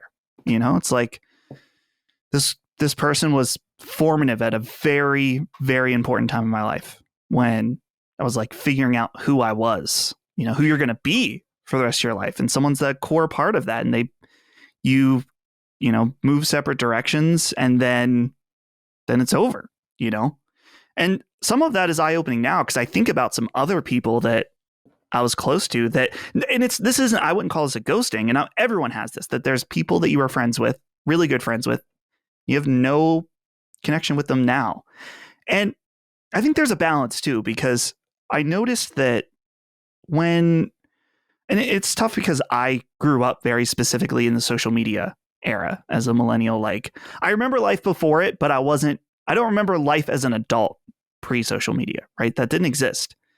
But I remember specifically when I was in my early 20s, there's certain people that maybe weren't best friends, but people you see and it's like, oh, we got to stay connected all the time. And it's not that I was trying to be the one ghosting. It's just it's okay to move away from people too at the same time. Certainly. And I think social media created this thing. It's like, no, for a feeling for some people, there was oh, every person I've ever been connected with I need to be close to all the time. So there's a balance too, where it's like there's people in my life that I'm like, man, I don't need to be best friends with them again, but it would be cool to have a beer with them. It would be cool to see what they're doing in their life. And I like certain things I've realized. I'm like, if that's ever going to happen, it needs to be me that reaches out, because I just don't think a lot of people will do that. And I mean, I'm in that boat right now. I'm not the one reaching out either. So yeah, I guess that's kind of a separate topic, but so yeah, that's kind of my primary ghosting situation. Then you talk about a lot of professional stuff. And I mean, that was like the job hunt in the games industry was like always like that. And I will tell you, Colin, one of my biggest fears in talking to you was eventually getting ghosted. And it wasn't out of any pre-context of you specifically, but that was your experience. The experience so far was being ghosted, or I wouldn't do that to people that right. like I worked with. I don't think. Yeah. Like one of my fears was, let's see, the first thing I ever did for you was the Metal Gear Solid episode of Knockback. And I remember it was a trial first to see if I could do it. And then if it was good, that it would be posted and seen. And I thought, man, what's going to happen is I'm going to edit this and I'm going to fuck it up, or something's going to, I'm going to say something wrong. And then like, it's going to be crickets. And that was the chance, just like IGN, and it just gone. So that was a huge fear of mine. That. Yeah, I can totally understand that. But so that's really all I have to say. So Colin, take it away. It is true though, but Colin, before you know what's funny, like I applied to so many animation's hurting over the last year, right? I applied to a lot of jobs. It is shocking how few even stock form letters I get back. Like it's usually crickets. If somebody's not interested, you just never hear anything. It's maybe 2 out of 10 will be like, thank you for applying. You're overqualified. You're underqualified. You're not appropriate for this, but blah, blah. Even that, you get to a point where you're applying to so many jobs, you even appreciate the stock form letter rejections, because the closure, you know? Yeah, you can close that off in your mind. It's like, okay. In fact, I saw, I guess with the advent of the internet and applying to jobs online and this LinkedIn universe that we live in, I saw somebody putting together a thing where it was like, what if we could provide, in this day and age, what if we could provide more actual, tangible feedback to a rejection? Like, you know, you're asking for too much compensation. You don't have enough experience and such, whatever it is, just offer people a glimpse of this way they can construct, they're going for that type of job. How can I kind of redouble my efforts next time? That type of thing. But yeah, and also what Dustin says too about just initiating contact, that's hard when you're trying to get back. That's a tough thing that takes almost like, you got to kind of develop thick skin, because you don't know how it's going to go on the other side. Maybe they've been anticipating it too, and it's going to go great. Maybe it's like, oh, whatever. You need to get the cold shoulder. But it's like anything. It's like with relationships, right? You got to kind of put yourself out there a little bit, but it's easier said than done. You know, that's that type of thing. So Kyle, what do you think, my friend? Yeah, I was going to say to your point, Dustin, about just IGN. I was there obviously for years, and the hiring process there is completely chaotic, and I don't really know. I never like sifted through the stacks and stacks of applications we would get, but I would often sift through like the sifted through list, and a lot of it is just based on like people you know, and just like timing and circumstance, and it probably is pretty fucked up the way a lot of these companies do it. I've been very lucky in that I've never really interviewed for a job in my life, which is just a unique situation, I guess. As far as ghosting is concerned, I thought of examples both in and out. So I don't know that I've personally ever been ghosted straight up by someone where I remember that it mattered to me very much. Obviously people stop talking and all that, and that's fine. But as a journalist, getting ghosted was very common, and still is really common in when I do journalism, like reaching out to people. It's very common to not hear back, or to hear back and then not hear back again. And I was saying this on Sacred Symbols, just the last episode, about the trials and tribulations going on around the Suicide Squad game, and how press was really upset that they didn't get access and all this. And I was making the point that it's funny that press only complains when the manipulation doesn't go their way, because the relationship is all manipulation and you're allowing yourself to be manipulated. So it's interesting, that whole world of, I don't have to deal. I'm so glad to not deal with that anymore. It's just so, it's what you guys all kind of said about your own experiences. Like, you don't really know if, when you don't hear from someone, did you do something wrong? Do they, especially for me, it's like, do you not like me? Is it just persona non grata? Like, I don't know. So I'm just so glad I don't have to deal with that anymore. As far as ghosting other people, I don't think I've really ghosted anyone in like my personal life before, because my personal life is pretty limited anyway. But I do have this problem, and I don't mean it to be rude. And there are probably some people listening to this that are like, oh my God, he's talking about me. And it's like, maybe I am. I don't know.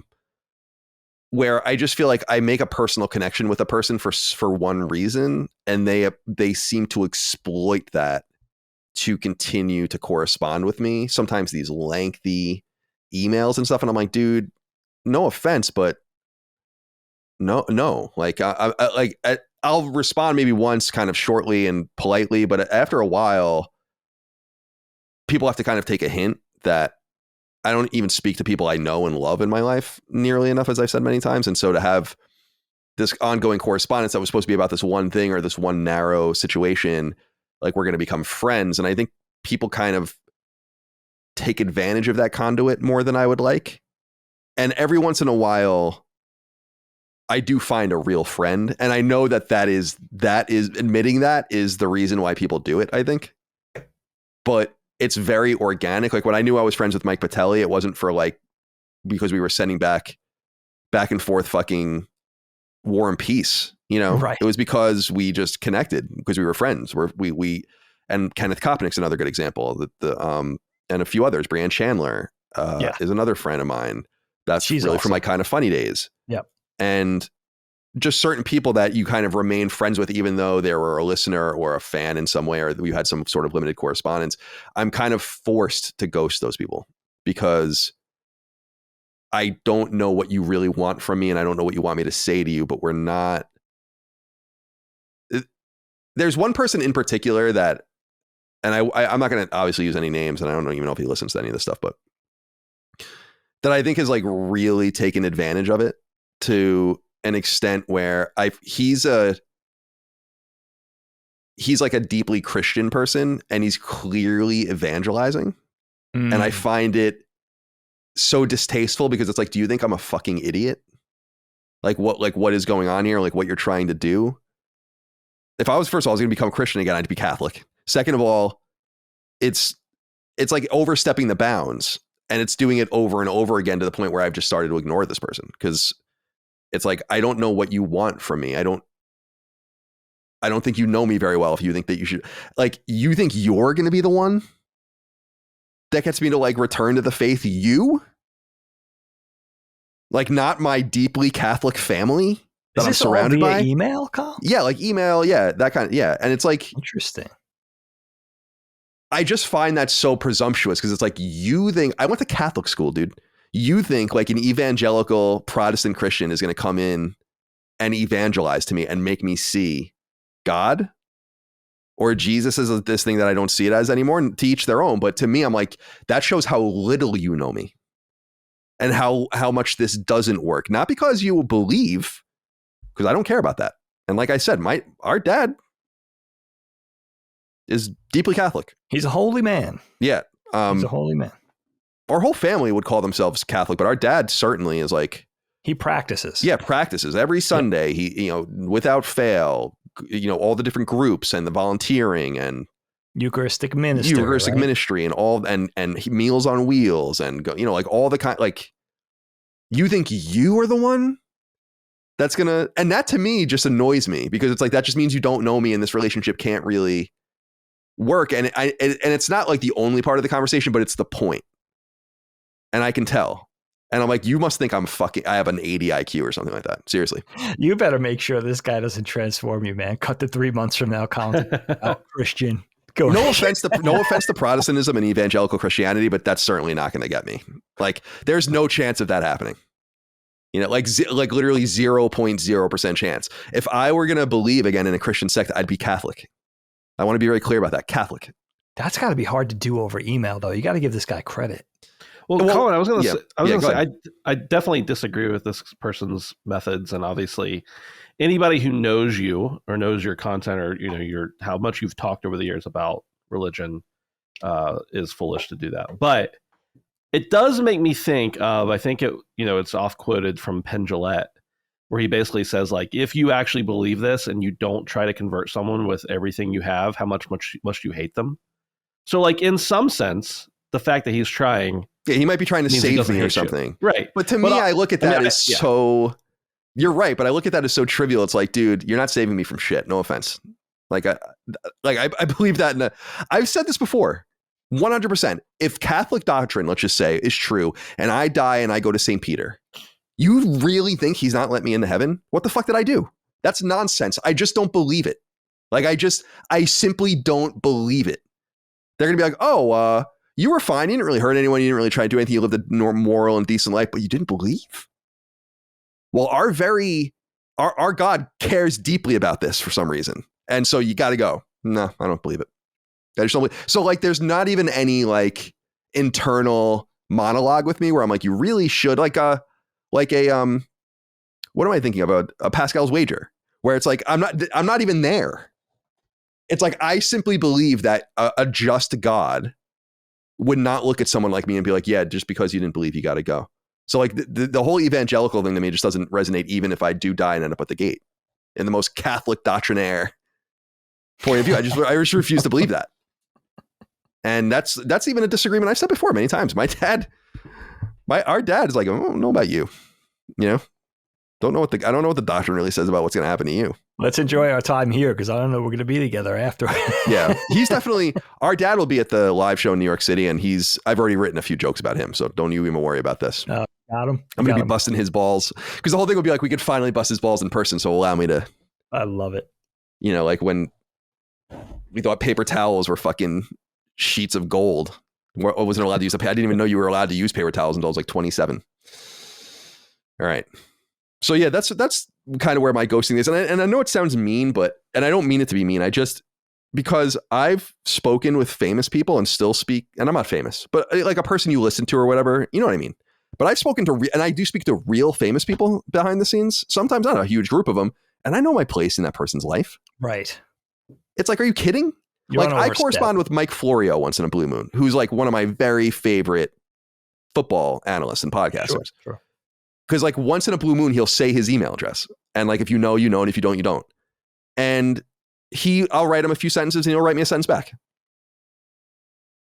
I think the last time I emailed him, I was like, dude, what's going on with, like, can we get a minor league spooled up for the NFL? Like, what's going on with that? And he's like, it's just not, they would do it if it could make money. That's what he said. And it's like, cool. Should I demand more of Mike Florio's attention now? No, that was enough. For you, that was enough. Right. It's like that. And it's the same thing on DM. Like I've told you guys, like why can't I think of his name? The guy from Guardians of the Galaxy that listened to me. Oh, Chris Pratt. Chris Pratt. I've talked to him. Like, it's not like I'm going to bust his balls and be like, Chris, I haven't heard from you in a few months. Yeah.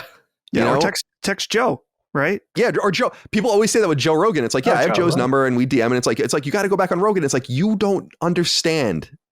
You don't ask Joe Rogan to go on his show. You don't. So I just feel like people need to understand, like, the way correspondence and all these things should work and have reasonable expectations. Like, please don't email me trying to evangelize. Please don't email me with 1,000 words. I mean, are you kidding? Right. Wow. Is it that long? Not. These are different people. I'm just talking about different people over time. I told the story about the dude who gave me a ride home. This was, I was in San Francisco X's ago. I went to see Dredge. Yep. There was a guy at the show.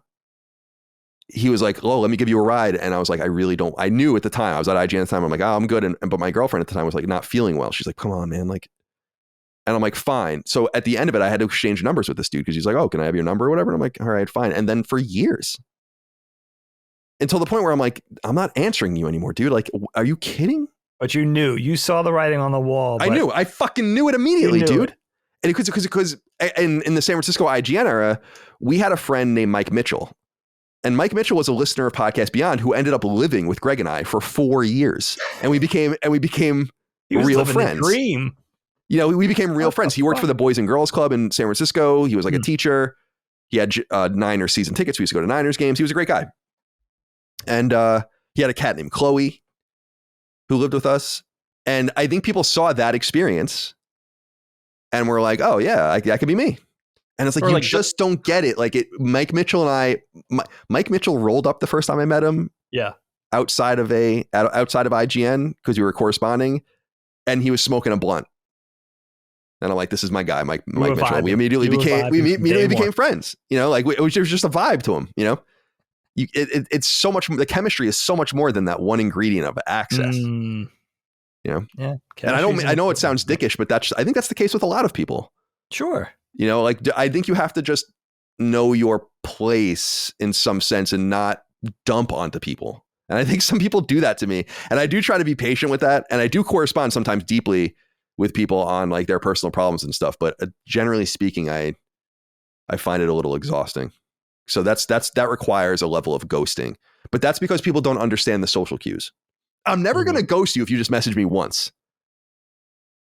Or once in a while, just a quick sentence, whatever the case. But if you're like messaging me these huge things, like you're really overstepping your bounds. Yeah, there's a cadence. Yeah, you're right about that. You said that earlier about just knowing, you know, taking into consideration the social vibe and just kind of knowing when you're overstepping. Right. Like, oh, here's an example. I DM'd the other week with Peanut, who's 311's bassist on Twitter. He follows me on Twitter, and he was in. I've met them all, but Ramon's band Bad Rabbits opened for 311, and I met them in person. And I think we all followed each other after that. They were in Japan playing a few shows, and he was like, "What?" And he DM'd or tweeted and was like, "What should I do in Japan?" And I DM'd him, and I'm like, "You should got to go to Akihabara, dude." Oh shit! You know, and we had a brief correspondence, and it's not like I'm not. And then I just left it. I actually let him have the last word. You know. And it's like, I don't know, to me, that just seems logical. Now, every once in a while, like I'm personal friends with the bassist of Dredge, one of my favorite bands. But that was like a thing that happened over years. And he makes art for me and all that kind of stuff. And so like, you just gotta be patient, feel it out. Settle down, boy. Yeah, just settle on down. We do things a little bit more. We do things a little bit more deliberately down here in Virginia. Dustin and I exploited an invite that you extended to me for Fireside Chats into having new jobs, but the way we did it was by never speaking to you again until we were until we were ready to say that. Yeah, that's good. Yeah, you guys knew how to work the system. So that's where I am on that. Is from getting ghosted. Oh my god, my job as journalism was always getting ghosted by sources, by PR people, by whoever. If they don't want to manipulate you in some way, they're not going to talk to you. And the idea is to like counter the manipulation. It's like you want to manipulate me into saying something good about your game, but I want to manipulate you into giving me access to it so I can get the credit for the traffic. That kind of shit. And so that breaks down after a while. But yeah, as far as ghosting other people, can't last. Yeah, no. Yeah, as far as and I think it's coming to fruition with stuff like Suicide Squad, where I'm like, you guys just don't like it when you're not manipulated the way you want to be, but you're always being manipulated. They're manipulating you now to not let you score the game early enough, but you were manipulated before by being given access to score it quickly. Don't you fucking get it? No, they don't. They don't get it. Anyway, no. I digress. Listen, this was good. I think, Dustin, I appreciate your story, although it was a sad one, because I didn't see that ending that way. I didn't see that story resolved. Yeah, way to bring it down. Yeah, I know. And no, but you know what though? Because I'm thinking about how do I do some passive aggressive email to these people? And now I'm thinking like, what if something tragic what if something happened there where somebody got hurt? That's the thing, Dave. That's what I was thinking about with Dustin's story was it's sad to think that guy ghosted him, but it probably had nothing to do with him. Right, it was probably that he was being dragged into situations where Dustin's more shiny, sterling reputation as a man of God, would have kept him away from doing those things. So it probably wasn't personal, but the thing is that you never will know. And that sucks. You have to ask your friend from high school what happened. Oh, what happened? No, he told me that. Did I mention that? Told me. You said you didn't know. We got to the point like 4 or 5 text messages deep into the conversation of, he said to me, I don't remember exactly what happened. Like he remembers the falling out. Because the falling out affected a friend group of like 5 or 6 people. So it was memorable because it kind of broke up an entire tribe. Yeah, totally true. Yeah. So he remembered how that is. The specificity of it's gone. I totally relate to that. It's but he didn't remember. But then it was like we got to that point of like niceties, like, oh, USS Flag. And then I said to him, oh, my brother, he would remember you, although you were a baby at that point, is really into G.I. Joe and getting into talking about HasLab and the new Hasbro stuff and everything. And then that was it. Yeah, he's probably just busy or something. Do you have kids or something? Is he married? He does. He has he's like a creative executive. He's busy. He lives in New York. He's got kids. So he lives on Long Island or in New York City? He's, as far as I know, he's in the city. I know he works in the city. Interesting. I don't know. He's got to be somewhere in proximity, whether he's in Southern Connecticut or upstate or whatever. You got to get him to come to the show. I would love to see. I would just love to see the dude. He is like, he's like, it was so nice to hear from him again, but it was bittersweet because then it dropped off again. Now it's only been a matter of weeks. But, the only other thing I want to say, I don't know if you guys could relate to this angle. On the flip side, is there are a few people in my professional and my personal life that are so good about getting back to me, like almost OCD levels of rapid response to emails, whether it's people that own animation studios that I often work for, or colleagues or old friends, almost in a sense of like, it's the opposite of ghosting. It's like they're so responsive that it makes your head spin. And almost to the point where it makes me feel bad because I know I could leave people hanging for days sometimes. I don't ghost anybody. But I'm certainly not, I'm certainly guilty of if there's not something immediately in it for me, I could take my time with this. No, I'm the same way with text correspondence to the point where people just have to understand. Like Ramon and I have an understanding. Mike Patelli and I have an understanding. Others where I'm like, I don't look at, sometimes I'll respond to you quickly and sometimes I'll respond to you next week. I'm not ignoring you. I just don't want to do this right now. Like, I don't like the idea that we have to be accessible always. That's a new thing, and I simply don't buy into that. So that's why I forget to text people sometimes because I look at it and I'm like, oh, I'm doing something else. I get to it later. And then I just never do. It's not personal. So there's a lot of accidental ghosting probably. Well, what's normal organic communication and how many weeks in can you consider it to be ghosting? What would you say? What's your opinion? I would say like if you don't hear someone earnestly like for a week, you're probably, but even then it's probably unintentional. Like you have to know the person and read into the situation. I forget shit all the time, and I find texts every once in a while. I'm like, holy shit, this person texted me a month ago. That happens to me too. Yeah. And I'm like, I totally forgot. And I'll always, profusely apologize. I at least try to mend that fence so they know it wasn't personal. And I think people would say like, well, it's fundamentally personal when you just ignore me for that long. And it's like, no, it's kind of maybe overstepping to think that I'm going to correspond with you like I'm Thomas Jefferson sitting at a fucking walnut desk writing letters all day. I just, some people are just crazy with it, and I hate text messaging. I hate the phone. I just don't want to talk to anyone. Yeah. It puts a lot of responsibility in our lap, right? Or in our pocket, whatever. Well, are you satisfied, Dick? Yeah, well done. Well done. All right, very good. Well, let's go around the horn. That's it. It's been a long episode. It's a good episode. Let's say goodbye to everyone. Ben, good to see you, my friend. Have a good weekend. Yeah. We record this on Fridays. It doesn't go up on Fridays, but nonetheless, have a good weekend. I appreciate it. Thank you very much. Always happy to be on the show. Good, yeah. And thank you for your feedback. We appreciate that as well. Dustin Furman, executive producer with your broke Sega shirt on. Dude, I got this at E3. That's not nice. This is the handout for being at their booth that they were kind of rude to me at. But yeah, they were. Okay. They were pretty. I was a tiny bit late, not within 10 minutes. And then I was, never mind, it's a whole thing. But anyway, you know what? You know what I'm going to do now? I'm going to go play Persona 3 Reload. I'm so excited. You got me on Persona 3 Reload day. So it's a little tough, recording and not playing. That's okay. Holly earlier, she said, Dustin, after you're done, we're not making any plans. I want you to play this game. And I thought that was very nice. Yeah, that's sweet. That is very nice. Appreciate it.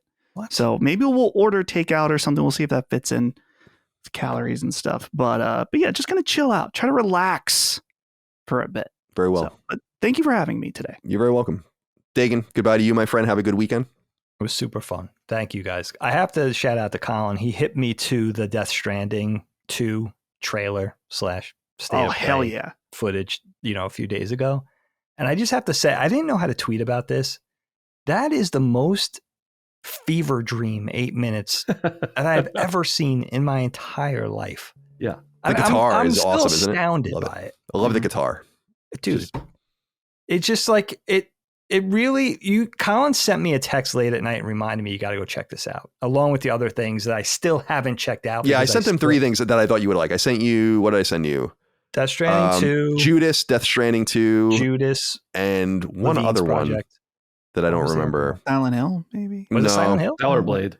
Oh, Stellar Blade. I sent you Stellar Blade. Dagan, you're going to love Stellar Blade, dude. I still haven't seen anything else. Oh my God, it's so... I can't wait for Stellar Blade. Oh my God, that game looks so fucking good. I can't believe how good that game looks. Death Stranding 2 is like... he sent it to me late. By the time I got to it, it was like 1 a.m. and I woke up the next day thinking like, was any of that real? It was like a zombie AI sort of puppet. And the glove mask and the gloves, cat. The Joker with the electric guitar that shoots beams. Like I was just like, what? And yeah, you got to play the first one, Dave. You got to play Death Stranding. I gotta it's get back to good. it. Well, definitely. We should do it for knockback. Yeah, Just we should. I was going to say, like, and I'm preparing to play. I'm prepared to play it again in the lead up to Death Stranding 2 because I never played it on PS5. I played the PS4 version. And there's like new additions and all of that. And I also didn't 100% it on PS4. Oh, because that was a game I was playing when I was moving. You know who was really interested in that game? I was playing it at her house. Was Mom. Yeah, she was like dead up interested in that game and like would watch me play it for hours. I was like so strange, and I remember trying to show her other things, and she was like, "I don't want to see that." Like I remember trying to show her Borderlands 3. I'm like, "This game is so much more interesting to watch than this." And she was like, "No, I want to see this." So yeah, we'll definitely cover it in time, just like we're doing a Final Fantasy VII remake. We're going to do that on Knockback. I think that will go live the day before the game comes out, the new game. Oh, that's cool timing. If we plan it right. So, yeah, we're playing it now. So yeah, after I'm playing Grand Blue Fantasy Relink right now, which is like, like whatever. And then mid. Yeah, very mid. And then Helldivers comes out next week, which looks awesome. And they did preview it finally. I don't know if you guys saw it. I saw that. I was watching it today. Because we were really suspicious. I was like, what are they doing with this game? They're not talking about it. So it looks great. And then I think Pacific Drive comes out. And then in that space, I'll be playing Final Fantasy VII Remake. So I'm excited for Dagan to play that game because I think Final Fantasy VII Remake's so good, dude. I'm so psyched. Yeah, can't wait for that. So, boys, I appreciate you. I hope you guys have a good rest of your day, and thank you all out there for your love, kindness, and support of all things Last Stand Media. Early ad-free access, etc. Patreon.com/Last Stand Media. Could not do it without you. More than 13,000 of you there. Thank you for your love, kindness, and support. laststandmedia.store for merch, stickers, sweatshirts, hats, shirts, and so on and so forth. I'm tired. It's time to go. I'm going out to dinner tonight, so I'm really excited about that. Hell yeah. We're going to Taza, which is the place we actually had the rehearsal dinner date. Good food. Before my wedding. Yeah, great place. Yeah. All right, my friends. Be well. Be well out there. We'll see you next time. Until then, goodbye. Constellation is a product of Last Stand Media and Colin's Last Stand LLC and is proudly recorded in the USA. The show was conceived by and is directed and hosted by me, Colin Moriarty. My co-host is my brother, Dagan Moriarty. The show is produced by Last Stand's executive producer, Dustin Furman, and is edited by associate producer, Ben Smith. All Last Stand theme music is by Ramon Narvaez, and all of our graphics and logos are by Dagan Moriarty. As you know, all of Last Stand Media's podcasts, including Constellation, are fan-funded on Patreon at patreon.com/laststandmedia. The following names are at the producer level on Patreon, our highest support tier, and we're infinitely grateful for your thoughtful and kind contributions to our independent endeavor.